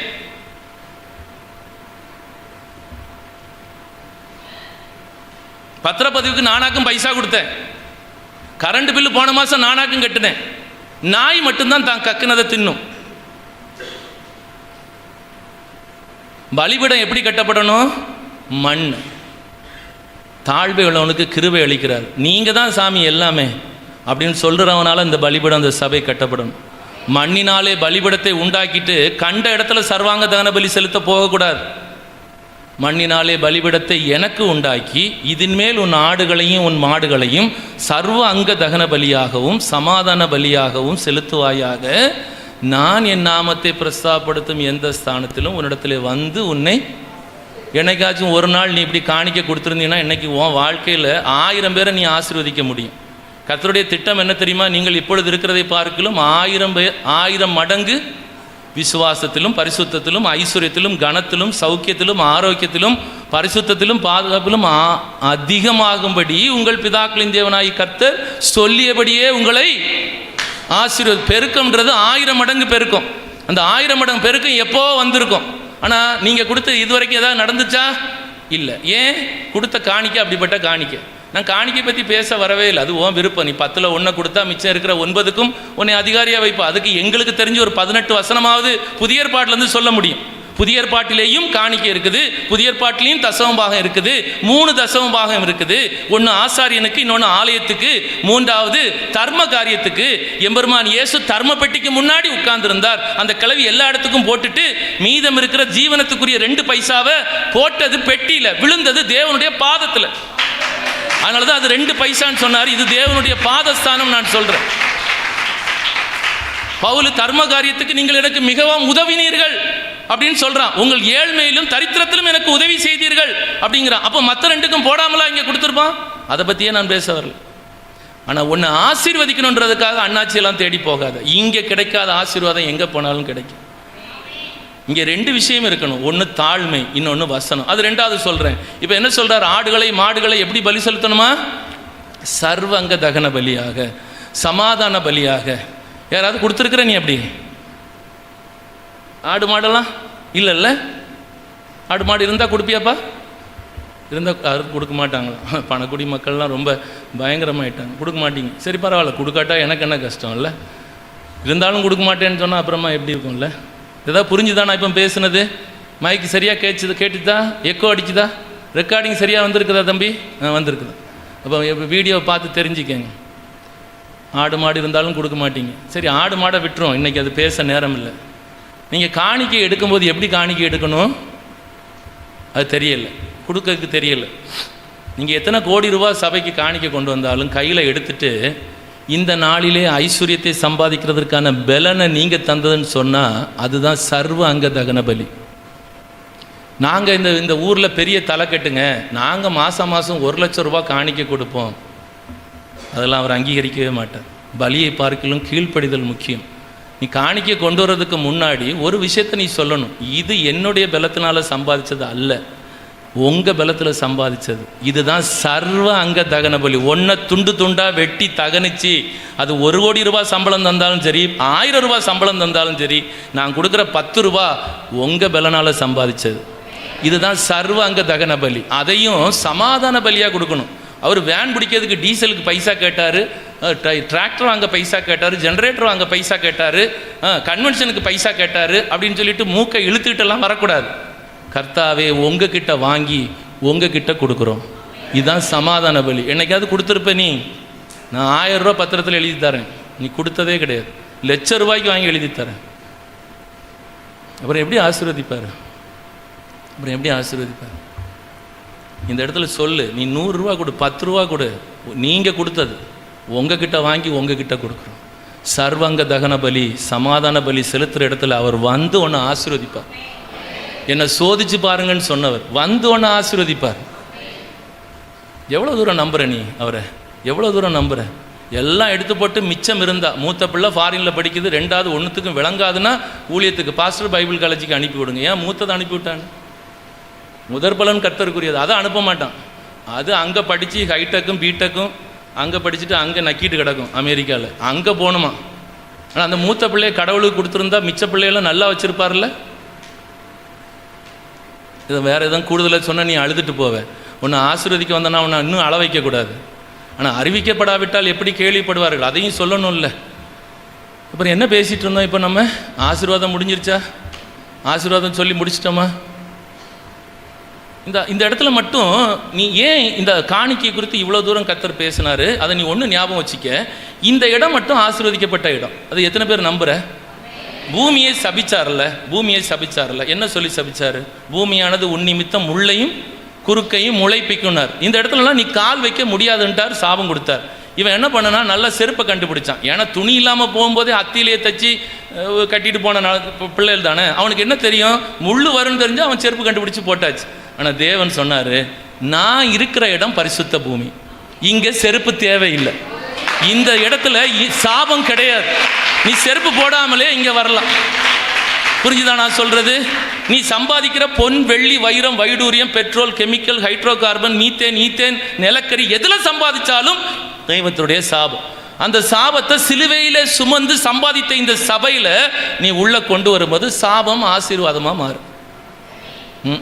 விளங்கிடும். அமீனெல்லாம் எங்கே கொண்டு வைக்கன்னு தெரியல. சரி, இந்த இடத்துல மட்டும் சாபம் மாறுகிறதுக்கு இந்த இடத்துல என்ன ஸ்பெஷல் ஐட்டம்? யாத்திராகமம் 28ஆம் அதிகாரம் 38ஆம் வசனம். இங்கே அப்படி என்னதான் இருக்குது? இஸ்ரவேல் புத்திரர் தங்கள் பரிசுத்த காணிக்கைகளாக படைக்கும் பரிசுத்தமானவர்களின் தோஷத்தை ஆரோன் சுமக்கணும். உங்கள் சபையில் ஒரு பாஸ்டர் இருக்கிறார்ல, அவர் என்னைக்காவது தேவன் எங்களுக்காக ஏற்படுத்தி தந்தவர் ஒரு நாள் ஒரு ஆத்துமா சொல்லியிருப்ப நீ? ஒரு நாள் ஒரே ஒரு ஆத்துமா, இந்த ஊழியக்காரரை கர்த்தர் எங்களுக்கு ஏற்படுத்தி தந்தார், இந்த ஊழியக்காரரை கர்த்தர் எங்களுக்கு எப்பா பிள்ளைன்னா விளையாடும், அது விளையாடுனா தான் பிள்ளை, இல்லைன்னா அது பொம்மை, அது எங்கே போக வந்ததோ, தண்ணி குடிக்கவோ பாத்ரூம் போகவோ வந்திருக்கும், அதை விடாமல் விரட்டி அடிச்சிட்டாங்க. சரிப்பா, என்ன சாவும் போடாதப்பா. இப்போ என்ன பேசிகிட்டு இருந்தோம்? இஸ்ரவேல் புத்திரர் தங்கள் பரிசுத்த காணிக்கைகளாக படைக்கும். நீ எடுத்துகிட்டு வரும்போது பணத்தை எப்படி எடுத்துகிட்டு வர்ற? நான் கர்த்தருக்குன்னு கொண்டு போகிறேன். ஆனால் அதில் இருக்கிற தோஷத்தை யார் சுமக்கிறா? என்னைக்காச்சும் ஒரு நாள் உன் சபையில் தேவன் தந்த ஆரோனுக்காக, ஆசாரியனுக்காக, அந்த மேய்ப்பனுக்காக, போதகனுக்காக ஒரு நாள் நெஞ்ச தொட்டு சொல்லு. உலகத்தில் இருக்கிற ஒரு சபையிலும் ஒரு வயலும் ஜெபிக்கிறது கிடையாது. ஊழியக்காரனை பார்த்தா மட்டும் பிரைசலாட் பெருசாக. ஆனால் இந்த மனுஷன் உன் மூஞ்ச பார்த்து ஆசீர்வாதம் சொல்லணுமா? அப்போ தான் இந்த ஆசீர்வாதம் வருமா? அதனால தான் கர்த்தர் சொல்கிறார், ஊழியக்காரனுடைய சுகத்தை விரும்புகிற தேவன். ஏன் சபை ஊழியம் செய்கிறவனுக்கு மட்டும் அப்படி ஒரு இது? உன் தோஷத்தை சுமக்கிறானே. என்ன தோஷம்? நீ சம்பாதிக்கிறது எல்லாமே தோஷம். அதை சுமக்கிறதுக்கு தான் இந்த ஆசாரியன். உன் வீட்டில் எல்லாமே வாடகைலாம் தெளிவாக கொடுத்துட்டோம். கரண்ட் வாடகை கொடுத்தீங்களா பாஸ்டர்? ஒரு நாள் கேட்டிருப்ப. உன் வீட்டில் வந்து நின்று ஜெபிச்சாரு, பிசாசு ஓடிருச்சு. உன் வீட்டில் வந்து நின்று ஜெபிச்சாரு, தலைவலி, வயிற்று வலி, இடுப்பு வலி எல்லாம் போயிடுச்சு. பாஸ்டர் நீங்கள் நல்லா இருக்கீங்களா? ஒரு நாள் ஒரு 200 பேரை பதிவிடைகளாய் வச்சுட்டு போனான். யுத்தத்துக்கு போகும்போது 200 பேரை ஜெபத்துக்கு பதிவிடைகளாய் காவல் காக்கிறவனா வச்சுட்டு போனான். இந்த சபையில் ஒரு 2 ஆத்துமா இந்த ஊழியக்காரனுக்கு பதிவிடையா நீ இருந்திருந்தா சபை இன்னைக்கு வலதுபுறத்திலும் இடதுபுறத்திலும் இடம் கொண்டு ஓஹோன்னு பெருகி இருக்கும். காலையில் 6 மணிக்கு தொடங்கி ராத்திரி 6 மணி வரைக்கும் ஒரு 5 ஆராதனை இங்கே நடந்திருக்கும். உனக்கு தெரியாது. எதுக்கு ஜெபிக்கணும்? ஏன் ஜெபிக்கணும்? அவன் வேலை அவன் செஞ்சுட்டு போகிறான், காணிக்கை கொடுக்க வாங்கிட்டு போக வேண்டியதானே? இல்லை, உன் தோஷத்தை சுமக்கிறான், உன் சாபத்தை சுமக்கிறான். இந்த ஊழியக்காரனுடைய வார்த்தைக்கு தேவன் கனப்படுத்துகிறார். இந்த ஊழியக்காரனுடைய வார்த்தையை நிலைப்படுத்தி இந்த ஊழியக்காரன் சொல்கிறதுனால அவனுக்கு, இந்த ஊழியக்காரனுக்கு தம்முடைய ரகசியத்தை வெளிப்படுத்தாமல் ஒரு காரியத்தையும் செய்ய மாட்டார்னு சொல்லுது வேதம். நீ கேளு உன் ஊழியக்காரங்கிட்ட, பாஸ்டர் எப்போ கல்யாணம் பண்ணிக்கலாம் என் பிள்ளைக்கு? எப்போ பாஸ்டர் எங்களுக்கு குழந்தை பிறக்கும்? கிடைக்கும். உன் ஊழியக்காரன் சொன்ன ஒரே வார்த்தை, ஒரு பிராண உற்பத்தி கால திட்டத்தில் ஒரு குமாரனை அணைத்து கொண்டிருப்பாய். 9வது மாதம் முடிகிற போது ஒரு ஆம்பளை பிள்ளைய, அழகுள்ள, அறிவுள்ள, ஞானமுள்ள, பலமுள்ள, முழுமையான பிள்ளைய சுகப்பிரசவத்தில் கட்டளையிட இந்த ஊழியக்காரனுடைய தேவன் வல்லவராக இருக்கிறார். எவங்கிட்டயா போய் குழந்தைக்காக போய் நிற்காத. மருந்து மாத்திரை சாப்பிட்றதுனால குழந்தை கிடைக்காது. குழந்தையை கொடுக்கிறவர் ஆவியானவர். சாராளுக்கும் அன்னாளுக்கும் மரியாளுக்கும் குழந்தையை கொடுக்கிறவர் ஆவியானவர். இந்த சபை ஆவிக்குரிய சபைனா இங்கே நிரப்புகிற ஆவியானவர் அந்த குழந்தையை கொடுப்பார். சங்கீதம் 17:14 சொல்லுது, அவர்கள் வயிற்றை உம்முடைய திரவியத்தால் நீர் நிரப்புகிறீர். அது முதல் வசனம் வேற, 2வது வசனம் அதனுடைய 2வது பகுதி நீ படிச்சினா தான் தெரியும். அது 2 வசனம் சேர்த்து ஒன்றா இருக்குது தமிழ் வேதத்தில். அவருடைய 2வது பகுதி சொல்லுது, அவர்கள் வயிற்றை உம்மை நம்புகிற உம்முடைய பிள்ளைகளுடைய வயிற்றை உம்முடைய திரவியத்தால், உம்முடைய ஐஸ்வர்யத்தால், உம்முடைய பரிசுத்த ஆவியால் நிரப்புகிறீர். அவர்கள் புத்திரபாக்கியத்தால் திருப்தி அடைந்து தங்களுக்கு மீதியான பொருளை தங்கள் குழந்தைகளுக்கு வைத்து போகிறார்கள். டெஸ்ட் பேபி எடுத்து செத்து போய் பிள்ளைக்கு 20 லட்சம் கடன் வச்சுட்டு போகிறது நல்லதா? ஏற்ற காலத்தில் உன்னை மலடன் இல்லை மலடி இல்லைன்னு சொல்லி உயர்த்துற வரைக்கும் அடங்கி இருக்கிறது நல்லதா? இந்த வலதுகர சம்பாதித்த சபைக்குள்ளாக அடங்கி இரு, உன்னை உயர்த்துவார். அவருக்கு எப்போ உனக்கு குழந்தையை தரணும், எப்போ பிள்ளையை படிக்க வைக்கணும், எப்போ வெளிநாட்டுக்கு அனுப்பணும், எப்போ கல்யாணம் பண்ணணும், எப்போ அந்த பிள்ளைக்கு பிள்ளையை கொடுக்கணும், அதன் காலத்திலே செய்கிற தெய்வம் செய்வார். நேர்த்தியாய் செய்வார். நீ பார்த்தா உன் வீட்டுக்கு மருமகனை தான் கொண்டு வர முடியும். ஆனால் உன் தேவன் உன் வீட்டுக்கு ஒரு மகனை, ஒரு நல்ல சிநேகிதனை கொண்டு வருவார். நீ பார்த்தா உன் வீட்டில் ஒரு மருமகளை தான் கொண்டு வர முடியும். ஆனால் என் தேவன் எலியேசராக இருந்தால் உன் வீட்டுக்கு ஒரு மகளை, ஒரு நல்ல சிநேகிதியை கொண்டு வர முடியும். குழந்தையை அவர் தான் கொடுக்குறார், பரிசுத்தத்தை அவர் தான் தர்றார். எவ்வளோ பெரிய சுகவீனமாக இருந்தாலும் இந்த சீயோனில் 2 சாமுவேல் 5ஆம் அதிகாரத்தில் எப்போ தாவீது சீயோன் கோட்டையை பிடித்து தேவனுக்கு ஆலயத்தை கட்டுகிற இடமாய் மாற்றினானோ, அது மகாராஜாவுடைய நகரமாய் மாறிச்சோ, இந்த சீயோன் தான் கடைசி வரைக்கும். புதிய ஏற்பாடு கடைசி வசனம் வரைக்கும் நீ யோசித்துப்பார். இந்த வாசல் வழியாக தான் நீ நகரத்துக்குள் பிரவேசிக்க முடியும். இந்த வாசல் வழியாக தான் நீ பிரவேசிக்க முடியும்.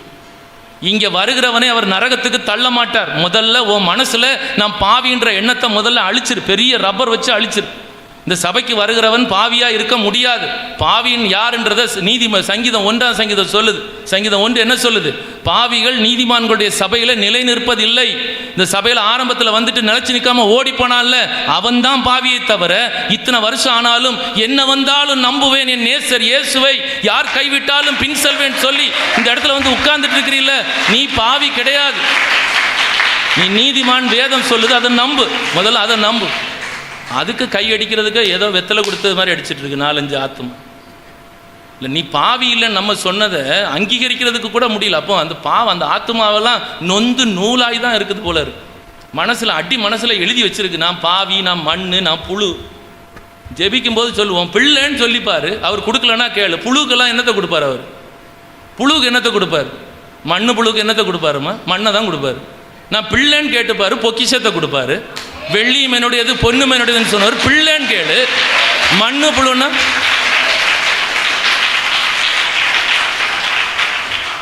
நீ இந்த இடத்துல வந்திருந்தும் நீ நீதிமான் ஆக்கப்பட்டது தெரியலைன்னா என்ன செய்யறது? நீ நீதிமான் ஆக்கப்பட்டிருக்கின்றது தெரியாம இன்னும் எத்தனை வருஷத்துக்கு வாழ்க்கையை ஓட்ட போற? இந்த இடத்துல வந்தா நீ கூப்பிட்ட உடனே உனக்கு மறு உத்தரவு தருவார். என்னதான் இருந்தாலும் மணவாட்டியை குறித்து ஏசாயா 54 சொல்லும்போது, அற்பகாலம் மூண்ட கோபத்தினால் இமைப்பொழுது என் முகத்தை உனக்கு மறைத்தேன், ஆனால் உருக்கமான இரக்கங்களால் என் மணவாட்டியை உன்னை சேர்த்துக் கொள்வேன். சேர்த்துக்கொண்டேன்னு சொன்னார. 53ஆம் அதிகாரத்தில் சபையை சம்பாதித்து 54ஆம் அதிகாரத்தில் நீ வலதுபுறத்திலும் இடதுபுறத்திலும் இடம் கொண்டு பெருகுவாயின்னு சொல்லி இவ்வளவு விசேஷமான காரியங்களை சொல்லி ஊழியக்காரனை 17ஆம் வசனத்தில் சொல்றார், உனக்கு விரோதமாய் சபைக்கு விரோதமாய் உருவாக்கப்படும் எந்த ஆயுதமும் வாய்க்காதே போகும். அப்படி இந்த மணவாட்டி சபைக்கு தீர்க்க தரிசனம் சொன்னா நீ அதை நம்புறதுக்கு உனக்கு என்ன வலிக்குது? ஏன் வலிக்குது உனக்கு? இந்த இடத்துல இருக்கிற உனக்கு விரோதமான மந்திரவாதமும் இல்லை, குறி சொல்லுதலும் இல்லைன்னு சொன்னா உனக்கு ஏன் நம்ப முடியல? உனக்கு 2 விஷயம் தெரியணும். இந்த இடத்துல இல்லாத ஆசீர்வாதம் எங்கேயும் கிடையாது. இந்த சபையில் உன் ஊழியக்காரர் வசனத்தை பிரசங்கிக்கிறாரா? அவர் கொண்டு வந்து நிறுத்துகிற ஊழியர்கள் வசனத்தை பிரசங்கிக்கிறார்களா? நான் இன்று முதல் உங்களே ஆசீர்வதிப்பேன் கர்த்தர் சொல்றார். ஆகாய் 2:19 என்ன சொல்றாரு? களஞ்சியத்தில் விதைத்தானியம் உண்டோ? இருக்குதாப்பா? அத்தி மரம், ஒலிவ மரம், மாதுளம்பழம், திராட்சை செடி எதுவும் கனி கொடுக்கல. கவலைப்படாத, நான் இன்று முதல் உங்களை ஆசீர்வதிப்பேன். ஏன்? இந்த சபையில் வசனம் என்கிற விதைத்தானியம் இருந்தால் மட்டும் போதும். இந்த சபையில் வார்த்தை என்கிறது இருந்தால் மட்டும் போதும். இந்த சபையில் ஆவியானவர் சொல்லுகிறதை காது கொடுத்து நீ கேட்டால் மட்டும் போதும். நான் இன்று முதல் உங்களை ஆசீர்வதிப்பேன்னு சொல்கிறார். இந்த சபையில் விதைத்தானியம் இருக்கா? உங்கள் ஊழியக்காரர்கிட்ட இருந்து வசனம் உனக்கு கிடைக்குதா? இங்கே கிடைக்காத ஆசீர்வாதம் உலகத்தில் எங்கே போனாலும் கிடைக்காது. இதை தர்றதுக்காக தான் தேவன் இந்த மனுஷனை தெரிந்து வைத்திருக்கிறார். ஆரோனை போல் அழைக்கப்பட்டால் ஒழிய இந்த சாபத்தை சுமக்கிற கனமான வேலைக்கு தேவனால் ஒருவனும் ஏற்படுகிறதில்லை. பின்பக்க வழியாக நிறைய பேர் வருவாங்க, நிறைய பேர் பின்பக்க வழியாக வருவாங்க, நிறைய பேர் வருவாங்க. எங்கேயாவது ஒரு சபையில் எங்கே படித்தானே தெரியாது, 5 மாதம் 6 மாதம் எங்கேயோ உட்கார்ந்துட்டு இருந்துட்டு திடீர்னு வரான். ஆனால் வேதம் சொல்லுது, ஒரு ஊழியக்காரன், ஒரு சபையை கண்காணிக்கிறவன் நூதன சீசனா இருக்கக்கூடாது, புது விசுவாசியா இருக்கக்கூடாதுன்னு வேதம் சொல்லுது. ஒரு வேதாகம படிப்பு இல்லை. ஒரு ஊழியக்காரங்கிட்ட ஒரு 3 வருஷம் பயிற்றுவிக்கிறது, பழக்குவிக்கப்படுகிற அல்லது பயிற்றுவிக்கப்படுகிற அல்லது படிக்கிற ஒரு தன்மை இல்லை. தடி எடுத்தவன்லாம் தண்டல்காரன். எவனாச்சும் ஒருத்தன் 1ஆம் தேதியிலேருந்து 10ஆம் தேதி வரைக்கும் அவன் வீட்டுக்கு வரான், அதுக்கப்புறம் அவன் வரலன்னா அவனை தூக்கி அந்த நல்ல பெரிய விளக்கு மாற்ற எடுத்து அடித்து துரத்தவனெல்லாம், அவனால் உன் வீட்டுக்கு ஆசீர்வாதம் வராது, அவனால் வராது. இந்த சபையில் வந்து நின்று பிரசங்கிக்கிற என்னால் உனக்கு ஆசீர்வாதம் வராது. சங்கீதம் 129 கடைசி வசனம் சொல்லுது, இந்த சீயோனிலிருந்து ஆசீர்வாதம் உண்டாவதாக என்று சொல்லுகிற அதே வசனம் சொல்லுது, வழிபோக்கன் உங்களை ஆசீர்வதிப்பதும் இல்லையே. இந்த சபைக்கு நான் ஒரு வழிபோக்கன், என்னால் உனக்கு ஆசீர்வாதம் கிடையாது. இந்த ஊழியக்காரன் தான் உன் மூஞ்ச பார்த்து சொல்லணும், கர்த்தர் உன்னை ஆசீர்வதித்து உன்னை காக்க கடவர், கர்த்தர் தம்முடைய முகத்தை உன்மேல் பிரகாசிக்க பண்ணி உன்மேல் கிருபையா இருக்க கடவர், கர்த்தர் தம்முடைய முகத்தை உன்மேல் பிரசன்னமாக்கி உனக்கு சமாதானம் கட்டளையிட கடவர். இந்த மனுஷன் சொல்ல சொல்ல நீ ஆமைன்னு சொன்னா, ஆதியாகமம் 1:28 சொன்ன அதே ஆசீர்வாதம் உன் சிரசின் மேல் தங்கும். இதை விட்டுட்டு நீ வேற எங்க போனாலும் நீ கனி கொடுக்கிறவர்களாய் பெருக முடியாது, பழுக முடியாது, நீ ஒன்றும் செய்ய முடியாது. உனக்கு தேவையான எல்லாத்தையும் இங்கே வச்சிருக்கிற. சுகம் இங்கே இருக்கு, சுகம் இங்கே மட்டும்தான் இருக்கு. எந்த ஜப கூடாரத்துக்கும் போகாத, சுகம் கிடையாது, இங்கே தான் இருக்கு. ஜபக்கூடாரம் நடத்தினவெல்லாம் ஆஸ்பத்திரி கிட்ட தொடங்கிட்டான். உனக்கு புரிஞ்சிருக்கும். சுகம் கொடுத்தவன் சொன்னவன்லாம் அவனுக்கிட்ட பஞ்சாயத்து ஒன்றுமே நடக்காதுன்னு தெரிஞ்சவொன்னே ஆஸ்பத்திரி கிட்ட தொடங்கிட்டான்ல. அப்போவே தெரியணும்ல, 42 வருஷமாக கதை சொன்னவன் சொல்லி உனக்கு புரிஞ்சிருக்கணுமா வேண்டாம்? ஆனால் இன்னும் ஓடி போறியே பணக்குடி சபையை. எசேக்கியா ராஜா சாக போறேன்னு சொன்னது பெரிய தீர்க்கதரிசி. அவன் சொல்லி வராண்டாக்கு போய் முடிகிறதுக்குள்ளால இந்த பிள்ளை என்ன தெரியுமா செய்கிறான்? சுவரை பார்த்து அழுதான். ஏசாயா 38ஆம் அதிகாரம், 2 ராஜாக்கள் 20ஆம் அதிகாரம் அப்படியே அச்சு அடித்த மாதிரி வரிசையாக எழுதியிருக்கும். சுவரை பார்த்து அழுதான். அவன் வீட்டு மூட்டை பூச்சி நசுக்கி வச்சிருக்கிற சுவரை பார்த்து அழல. உன்னை தானே நம்பி 10 வருஷமாக இந்த பணக்குடி சர்ச்சைக்கு வந்தேன், உனக்கு கண்ணு இருக்கா காது இருக்கா இயேசுவே அப்படின்னு சொல்லி கேட்குறான்ல, அப்படி அழல. அவன் அழுதது என் எம்பெருமான் இயேசு மூளைக்கல்லா இருக்கிற எருசலேம் ஆலயத்தை பார்த்து அழுதான். அதை நிரப்புகிற ஆவியானவரை பார்த்து அழுதான். தந்தையாம் தெய்வத்தை பார்த்து அழுதான். இன்னைக்கு வரைக்கும் அந்த சுவர் அழுகையின் சுவர். இன்னைக்கு வரைக்கும் சாலமோன் கட்டின ஆலயத்தில் சுட்டரிக்கப்பட்டு இடிக்கப்பட்டு அந்த இடத்துல ஒரே ஒரு சுவர் மட்டும் இருக்குது, அழுகையின் சுவர். இஸ்லாமியனும் கிறிஸ்தவனும் யூதனும் போய் முட்டி முட்டி அழுகிறான் வருஷத்துக்கு ஒரு தடவை. அந்த அழுகையின் சுவர் ஏன் வந்துச்சு? எசேக்கியா பார்த்து அழுதான். இந்த ஆலயத்தில் நான் வரணும்னா என்னை கைத்தாங்களா 2 பேர் தூக்கணும். கேன்சர் பிளவை என்ன உள்ளே வந்தால் 2 பேர் என்னை தூக்கிட்டு வரணும். அவனுக்கு அந்த வியாதி வந்துடும். ஆராதிக்கிறதுக்கு எனக்கு ஆசரிக்கிறதுக்கு எனக்கு ஒருத்தன் வேணும், பிரதான ஆசாரியன். அவனுக்கு இந்த நோய் வந்துடும். என்னால் ஆலயத்துக்கு வர முடியாது. எனக்கு உயிர்ப்பிச்ச தந்தா 3ஆம் நாள் நான் பலி செலுத்துவேன்னு சொன்னான். 3ஆம் நாள் உன் ஆலயத்தில் பலி செலுத்துவேன். ஆலயத்தை பார்த்தால்தான் யோனாவின் விண்ணப்பம் எங்கே கேட்டுச்சோ, தாவீதுடைய விண்ணப்பம் எங்கே கேட்டுச்சோ அந்த ஆலயத்தை பார்த்தால்தான். அப்போதான் கர்த்தர் சொன்னார், உன் விண்ணப்பத்தை கேட்டேன், உன் கண்ணீரை கண்டேன். பிஹோல்டு லிசன், உன் ஆயுசோடு 15. எதனால் கவனிக்க சொல்கிறார்? எதனால் இதோன்னு வருது? ஏன் உன் விண்ணப்பத்தை எங்கே வச்சு கேட்டேன்? இந்த ஸ்தலத்திலே செய்யப்படுகிற ஜபத்திற்கு, இந்த ஸ்தலத்திலே செய்யப்படுற. அப்படியே இருக்கிற இடத்துல வேதத்தை எடுத்துக்கொண்டு எழுந்துருங்க. வெளிப்படுத்தின விசேஷம் 7ஆம் அதிகாரம் 13ஆம் வசனம். ஒரே ஒரு ரகசியத்தை மட்டும் சொல்லிட்டு நான் முடிக்க விரும்புகிறேன். இன்றைக்கு நீ உட்கார்ந்து இருக்கிற இந்த சீயோன் உனக்கு பரிசுத்தத்தை, ஆசீர்வாதத்தை, ஐஸ்வர்யத்தை, கனத்தை, மேன்மையை, சுகத்தை, சமாதானத்தை எல்லாவற்றையும் தருகிற இடம் மட்டுமல்ல, உன்னை பரலோகத்திற்கு கொண்டு போகிற இடம் இதுதான். யாராவது 3 லட்சம் ரூபாய்க்கு சாவி தரேன், பரலோகத்தை திறந்துடலாம், லாக்கரை திறந்துடலான்னு சொன்னால் வாங்காத, டியூ கெட்டாத. பரலோகத்தில் கதவும் கிடையாது, தாழ்பாலும் கிடையாது, திருடனும் கிடையாது, துருவும் கிடையாது. பரலோகத்துக்கு போகிறதுக்கு நீ இருக்கிற இந்த சபையில் தான் உன் பெயர் எழுதப்படும். என்னிடத்தில் வருகிறவனை நான் நரகத்திலே தள்ளுவதில்லைன்னு சொன்ன தேவன் ஒரு ஆத்துமா கூட ஆமேன்னு சொல்ல வரல. பத்தியா, ஒரு ஆத்துமாவுக்கு கூட இங்கே இருந்தால் நான் பரலோகத்துக்கு வருவேன்ற ஒரு நிச்சயம் இருந்திருந்தா இந்த சபை என்னைக்கோ சரியாக இருக்குமே. உனக்கு நம்பிக்கையே இல்லையே. இந்த சபை கூடி வருதலை சிலர் விட்டு விடுகிறது போல நீங்கள் விட்டு விடாத இருக்கும்படி நான் உங்களுக்கு புத்தி சொல்கிறேன். நாளானது சமீபித்து வருகிறதை எவ்வளவாய் அறிகிறீர்களோ அவ்வளவாய் புத்தி சொல்லுங்கள். அவருடைய கடைசி வருகையை குறித்து சொல்லல. அடுத்த வார ஆராதனைக்கு இன்னும் 6 நாள் தான் இருக்கு, ரெடி ஆகுங்க. அடுத்த வார ஆராதனைக்கு 3 நாள் தான் இருக்குது. அடுத்த வார ஆராதனைக்கு காத்திருப்பு கூட்டத்தில் நாளைக்கு 1 நாள், இன்னைக்கு 1 நாள் தான் இருக்குது, வாங்க அப்படின்னு புத்தி சொல்லணும். ஏன்? இந்த சபை கூடி வருகிற இடம் நீயும் தேவனும் உலாவுகிற ஒரு இடம், நீயும் தேவனும் உறவாடுகிற ஒரு இடம், தேவன் உனக்கு வேண்டியதெல்லாம் உனக்கு வேண்டியபடி நான் செய்வேன் என்று சொல்லுகிற ஒரு இடம். இங்கே வந்தா உன்னை நரகத்துக்கு தள்ள மாட்டார். விபச்சாரத்தில் பிடிக்கப்பட்டவளை கையும் மெய்யுமாய் கல்லறிஞ்சு கொள்ளலாம் என்று சொன்ன வந்தவர்கள் அங்கே இயேசு என்ன செஞ்சாரு? முதலில் பாவம் இல்லாதவன் கல்லறின்னு சொல்லல. எந்த கட்டளைகளை விரலினால் எழுதி கொடுத்தாரோ அதே விரலினால் குனிந்து ஆலயத்திலே அவளுடைய பெயரை மணவாட்டி என்று எழுதிவிட்டு சொன்னார், நேற்றைக்கு வரைக்கும் இவள் வேசி, நேற்றைக்கு வரைக்கும் இவள் வேசி, இன்றைக்கு இவளை என்னுடையவளாய் மணவாட்டியை நான் தெரிந்து கொண்டேன், இனி உங்களில் பாவம் இல்லாதவன் கல்லறி. அதான் அதனுடைய அர்த்தம். தமிழில் நீ போட்டிருக்கிறது வேணா உனக்கு தவறுதா இருந்ததுன்னா அல்லது தவறு இல்லை, சரிதான். ஆனால் அதனுடைய முழுமையான அர்த்தம் மூல பாஷையில் படிச்சுக்க. இனி பாவம் இல்லாதவன் எவனா இருந்தால் கல்லறி. இவளை நான் ஏற்றுக்கொண்டேன், இந்த நிமிஷம் இவள் என்னுடைய மணவாட்டி. இதை விட பெரிய அங்கீகாரம் கிடையாது. இதை எப்படி சொல்ல முடியும்? ஒருத்தனும் கண்டுபிடிக்கல இது வரைக்கும். எல்லாரும் கண்டுபிடிக்கிறான். அதில் என்ன எழுதியிருப்பாருன்னு பெரிய இதெல்லாம் நடந்துட்டு இருக்கு. ஆனால் உனக்கு ஈஸியாக தெரியும். சங்கீதம் 87 5ஆம் வசனம் 6ஆம் வசனம் எடுத்து படிச்சு பாரு. இந்த சீயோனை சேர்ந்த ஜனங்கள் எப்படிப்பட்டவர்களாக இருப்பாங்கன்னு பாரு. ஞானஸ்நானத்தின் மூலமாய் மறுபடியும் பிறந்த அனுபவம் உனக்கு இருக்குதா? பரலோகத்தில் ஜீவ புஸ்தகத்தில் உன் பேர் இங்கே இருந்து தான் எழுதப்படும் வசனம் சொல்லு. என்ன சொல்கிறார் ஆண்டவர்? இன்னான் இன்னான் இதிலே பிறந்தான். இந்த உலகத்தின்படி பணக்குடி போஸ்ட் ஆஃபீஸ் அட்ரஸ் போட்டு தான் உன் வீட்டுக்கு விலாசம் வரும். உன்னை அரசாங்கம் அங்கீகரிக்கிறது இந்த வீட்டு விலாசம் பணக்குடி பின்கோடு போட்டு. ஆனால் பரலோக அரசாங்கம் அங்கீகரிக்கிறது இந்த பணக்குடி சபை விலாசலத்திலிருந்து தான். ஒரு வார்த்தை கூட நீ ஆமேன்னு சொல்ல மாட்டேன், ஏன்னா உனக்கு ரொம்ப வலிக்கும். ஆமேன்னு சொல்கிறதுக்கு உனக்கு கஷ்டமாக தான் இருக்கும். ஆனால் சபையை நம்ம எப்படி போய் ஒரு அட்ரஸாக சொல்கிறது? உனக்கு தெரியாது. எங்களுக்கெல்லாம் அந்த சபையை அட்ரஸ் சொல்கிறது தான் பெருமை. இன்னைக்கு இந்த சபையில் இன்னைக்கு கர்த்தருடைய வேலையை செஞ்சுட்டு வந்த வேலைக்காரன் சொல்கிறது எங்களுக்கு பெரிய பெருமை. இந்த வாரம் முழுசும் உம்மாலே நான் சேனைக்குள் பாய்வேன், என் தேவனால் என் கர்த்தரால் ஒரு மதிலை தாண்டுவேன். இன்னைக்கு இந்த செஞ்ச வேலைக்கான கூலி அது. இன்னைக்கு நான் செஞ்ச வேலைக்கான கூலி, இந்த வாரம் முழுமைக்கு தேவையான அத்தனை கோடிகளையும் என் தேவன் என் கையில் கொண்டு வந்து தருவார். அவரால், எல்லாம் அவரால். இந்த இடத்துல வந்தா அவர் குனிந்து பேர் எழுதுவார். இன்னான் இன்னான் அதிலே பிறந்தான் என்று பரலோகத்திலே சொல்லப்படும், பூமியில் சொல்ல மாட்டாங்க. பூமியில் உங்கள் வீட்டு அட்ரஸ் தான் அவர்.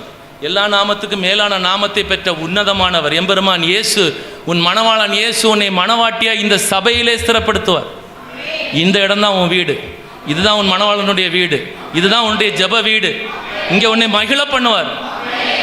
அடுத்த வசனம் தான் முக்கியமான வசனம். தகப்பன் பரலோகத்திலே ஜீவ புஸ்தகத்தில் பேர் எழுதும் போது, ஜீவ புஸ்தகத்தில் பேர் எழுதும் போது இன்னான் இந்த சபையிலே பிறந்தான் என்று அவர்களை தொகையிடுவார். அடுத்த வாரம் வேற எங்கேயாவது ஓடிராத, உன்னை பார்க்க இங்கே வருவார்.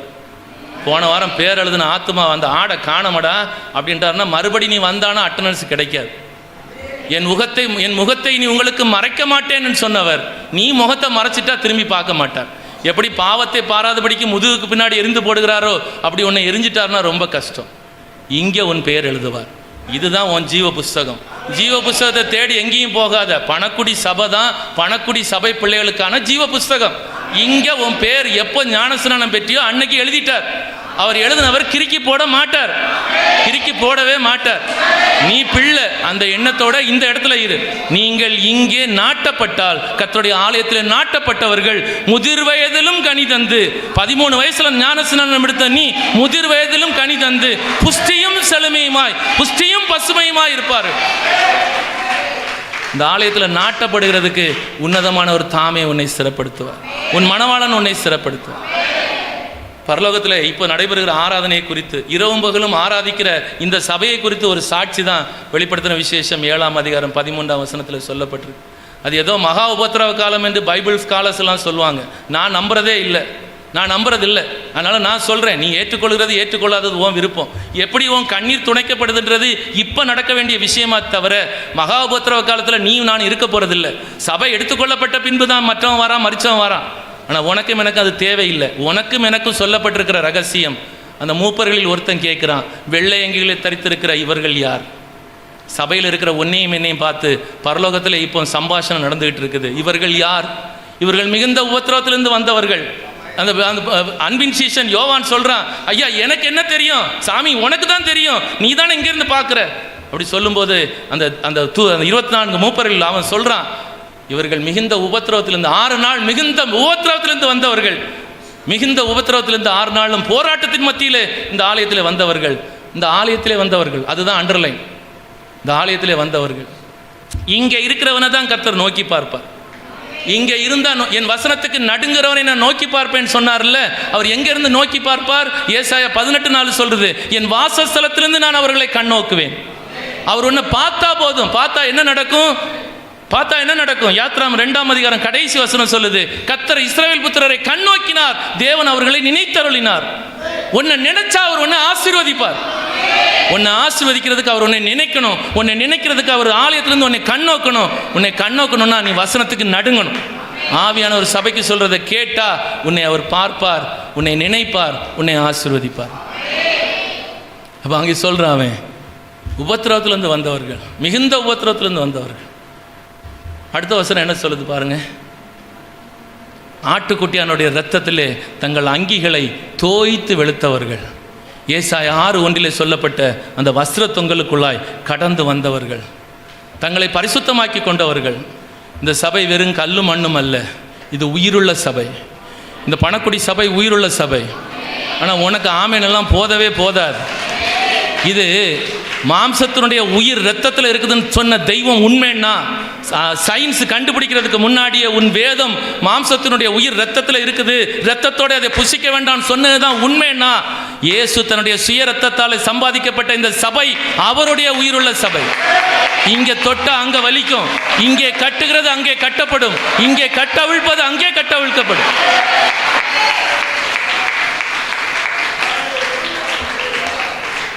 ஆனபடியால் இவர்கள் தேவனுடைய சிங்காசனத்திற்கு முன்பாக இருந்து இரவும் பகலும் அவருடைய ஆலயத்திலே அவரை சேவிக்கிறார்கள். நீ இந்த ஆலயத்தில் ராத்திரி முழுஇரவு ஆராதனைக்கு வந்திருக்கிறியா? ஆராதனை நடக்குதா? இங்கே அப்படி நடத்துகிறது உண்மையாக இருந்தால் இரவும் பகலும் உன்னை குறித்து தான் என் தேவனுடைய வேதம் பதிவு செய்து இரவும் பகலும் அவருடைய ஆலயத்திலே அவரை சேவிக்கிறார்கள். சிங்காசனத்தின் மத்தியில் இருக்கிறவர் தாமே இவர்களை மேய்த்து. இல்லை, இங்கே சேவிக்கிறதுனால உனக்கு என்ன நன்மை கிடைக்குது? கடைசி வசனத்துக்கு முந்தின வசனம் என்ன சொல்லுது பாரு. இவர்கள் பசி அடைவதும் இல்லை, தாகம் அடைவதும் இல்லை, வெயிலாது உஷ்ணமாவது இவர்கள் மேல் படுவதும் இல்லை. ஏன்? சிங்காசனத்தின் மத்தியில் இருக்கிறவர் உன் வலது பக்கத்தில் நிழலா இருக்கிறபடியால் பகலிலே வெயிலாகிலும் இரவிலே நிலவாகிலும் உன்னை சேதப்படுத்தார். அந்த கடைசி வசனம் தான் ஏசாயா 30ஆம் வசனம், 30ஆம் அதிகாரத்துக்கு வர வேண்டிய வசனம். இனி நீ அழுது கொண்டிராய், உன் கூப்பிடுதலின் சத்தத்துக்கு உருக்கமாய் இறங்கி அதை கேட்ட உடனே உனக்கு மறு உத்தரவு அருளுவார். இந்த சபையில் உன் பாஸ்டரால் உன் கண்ணீரை துடைக்க முடியாது, விசுவாச குடும்பங்களால் உன் கண்ணீரை துடைக்க முடியாது, இந்த சமுதாயத்தால் இந்த அரசாங்கத்தால் கூட உன் கண்ணீரை துடைக்க முடியாது. ஆனால் வசனம் சொல்லுது, தேவன் தாமே இவர்கள் கண்ணீர் யாவையும் துடைப்பார். உலகத்தில் இருக்கிற மற்றவருடைய கண்ணீர் துடைக்கப்படுதோ இல்லையோ, ஆனால் இன்றைக்கு இந்த பணக்குடி சீயோனில் இருக்கிற ஒவ்வொருடைய கண்ணீரையும் தேவன் தாமே துடைப்பார்.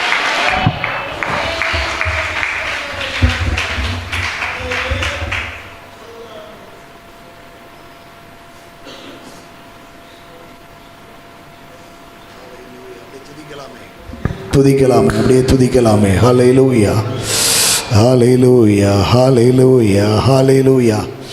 எத்தனை பேர் சொல்ல முடியும் இன்னைக்கு ஆண்டவர் என்னோடு பேசினார்? ஆமென், ஹல்லேலூயா, ஸ்தோத்திரம். ராவிக்குரிய தெளிவை மூத்த அருமையான தம்முடைய தாசன் மூலமாய் ஆண்டவர் பேசினார்.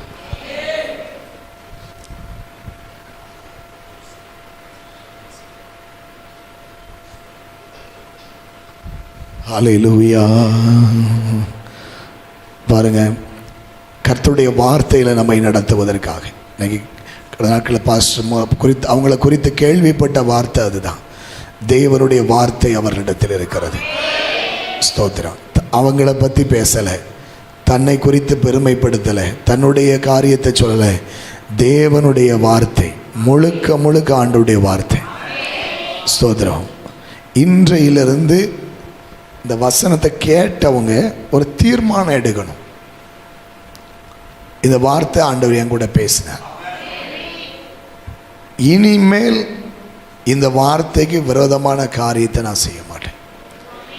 நான் எந்த காரியத்தில் கீழ்ப்படிய வேண்டும் என்பதை குறித்து ஆண்டவர் என்னோடு பேசினார். அப்போ அந்த காரியத்துக்கு நான் கீழ்ப்படிவேன். நான் எந்த காரியத்தில் இதுவரைக்கும் செவி கொடுக்காமல் இருந்திருக்கேங்கிறத குறித்து ஆண்டவர் பேசினார். நான் இனி செவி கொடுப்பேன். கொடுப்பீங்களா? ஒரு சின்ன காரியம். 13 வயசு அதுக்கு மேலே உள்ளவங்கெல்லாம் கை தூங்க வைப்போம். 13 வயசுக்கு மேலே உள்ள எல்லாரும் கை கெட்ட சொல்லலை, கை தூக்க சொன்னேன். ஆமாம். இதில் ஞானஸ்நானம் எடுத்தவங்க மட்டும் கையை கீழே போடுங்க. ஞானஸ்நானம் எடுத்தவங்க மட்டும் கையை கீழே போடுங்க. மூலிகை ஞானஸ்நானம் எடுக்காதவங்க நல்லா உயர்த்தி காட்டுங்க. 13 வயசுக்கு மேலாகியும் கையில் எதுவும் பிரச்சனை இருக்கா ஜனி? இல்லையே, ஸ்தோத்திரம். இப்படியா நல்லா தூக்கி காட்டுங்க. உங்களுக்கு ஒரு கிஃப்ட்டு கூட கேட்குதான், சரியா? வாங்க, வாங்கிடுங்க. ஓடியாங்க. கை தூக்கினவங்கெல்லாம், கை தூக்கினவங்களுக்கு ஒரு கிஃப்ட்டு. இந்த கிஃப்டை கை தூக்கினவங்க 13 வயசுக்கு மேலே ஞானஸ்நானம் எடுக்காதவங்களாம் ஓடியா, வேகமாக ஓடியாங்க. உங்களுக்கு ஒரு கிஃப்ட்டு. ஸ்தோத்திரம். சீக்கிரம் ஓடியா. நிறைய பேர் வராமல் உள்ள உட்கார்ந்துட்டு இருக்கீங்க. ஓடியா.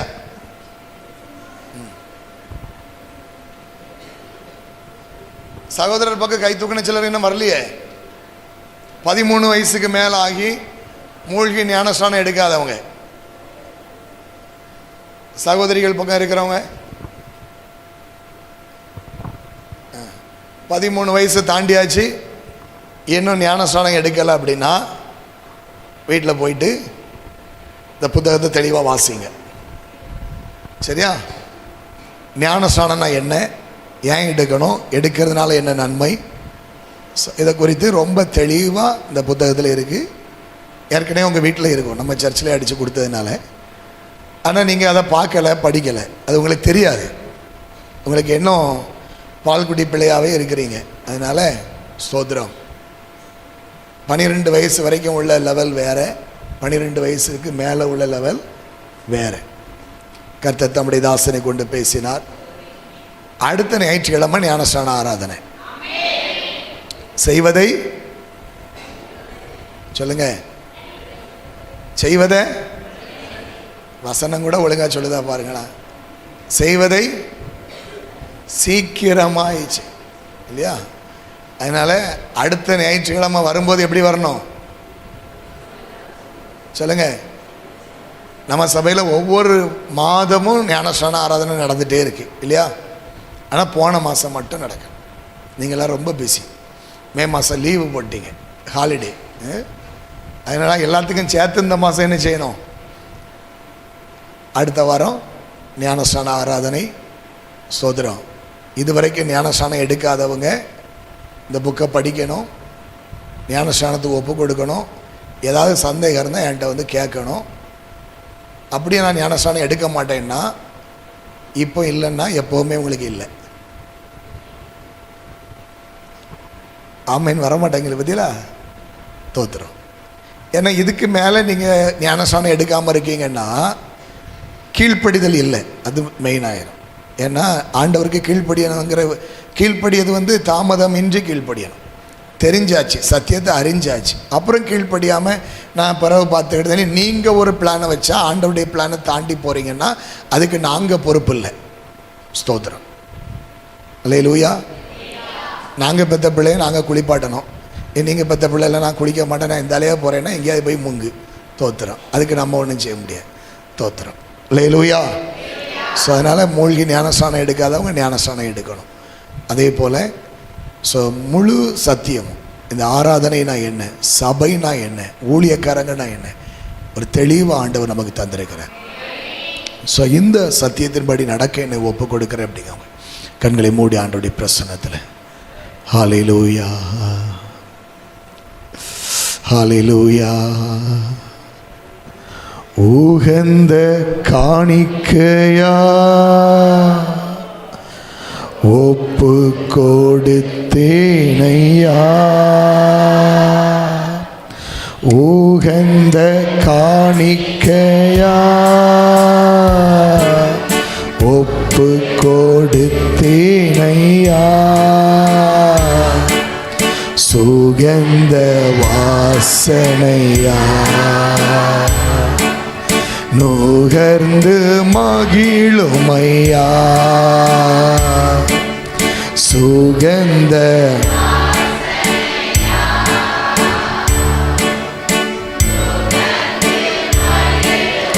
முடிந்தவர்கள் மாத்திரம் முழங்கால் படியிடலாம். தகப்பனே உம் பீடத்தில் தகன பலியானே. தகப்பனே உம் பீடத்தில் தகன பலியானே. அக்கினி இறக்கிவிடும் முற்றிலும் எரித்துவிடும். அக்கினி இறக்கிவிடும் முற்றிலும் எரித்துவிடும். உகந்த காணிக்கையா ஒப்பு கொடுத்தேன். சுகந்த வாசனையாய்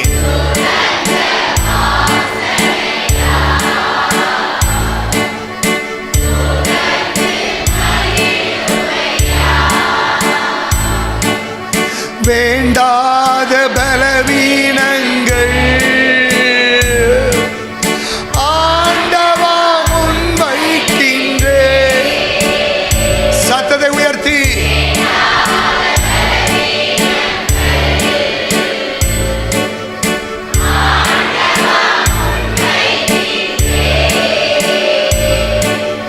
மீண்டும் தாளை தூக்காமல்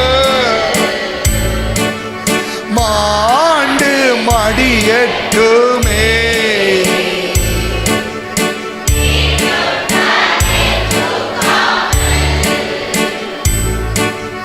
மாண்டு மடியட்டுமே. உகந்த காணிக்கையா ஒப்பு கொடுத்தேனையா. சுகந்த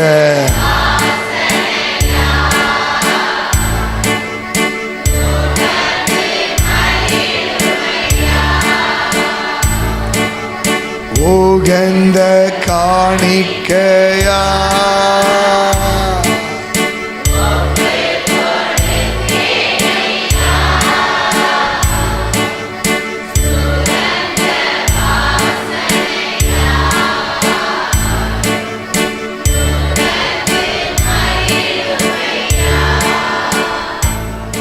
தகப்பனே, உம்முடைய பிரசன்னத்தில் எங்களை அர்ப்பணிக்கிறோம். தம்முடைய தாசனை கொண்டு எங்களோடு பேசினீர். மனசுல இருந்து நிறைய பாரங்களை ஆண்டவர் எடுத்து போட்டிருக்கிறார்னு எத்தனை பேர் சொல்ல முடியும்? நிறைய கேள்விகளுக்கு ஆண்டவர் பதில் கொடுத்திருக்கிறார். உன் மனசுல இருந்து அநேக கேள்விகளுக்கு பதில் கொடுத்திருக்கிறார். சில காரியங்கள் ஏன் ஆண்டவரை இப்படி நடக்குன்னு நீ கேட்ட கேள்விகளுக்கெல்லாம் பதில் கொடுத்திருக்கிறார். நான் என்ன செய்ய நீ சித்தமாக இருக்கிறீர் என்று நீ கேட்ட கேள்விகளுக்கு எல்லாம் பதில் கொடுத்திருக்கிறார். இருதயத்தில் இருக்கிற பாரங்களை எடுத்து போட்டார். அவருடைய வார்த்தையினாலே ஒரு தெளிவை தந்தார். அவருடைய வசனத்தினாலே அவர் இளைப்பாறுதலை தந்தார். வசனத்தினாலே சமாதானம் தந்தார். தகப்பனே, நாங்கள் உமக்கு நன்றி செலுத்துகின்றோம். அப்படியே கரம் உயர்த்தி நமக்கு வார்த்தை கொடுத்த அருமையான தம்முடைய தாசனுக்காக கர்த்தக்கரம் அவரோடு இருக்கணும். அவருடைய குடும்பத்தோடும் ஊழியத்தோடும் ஆமென். தீழ்ப்பானதில் இருந்து விலையேற பெற்றதை பிரித்தெடுத்த நீ என்னுடைய வாய் என்று சொல்லி கர்த்தர் பயன்படுத்தி வருகிறார். கர்த்தர் தம்முடைய வாயாக பயன்படுத்தி வருகிறார்.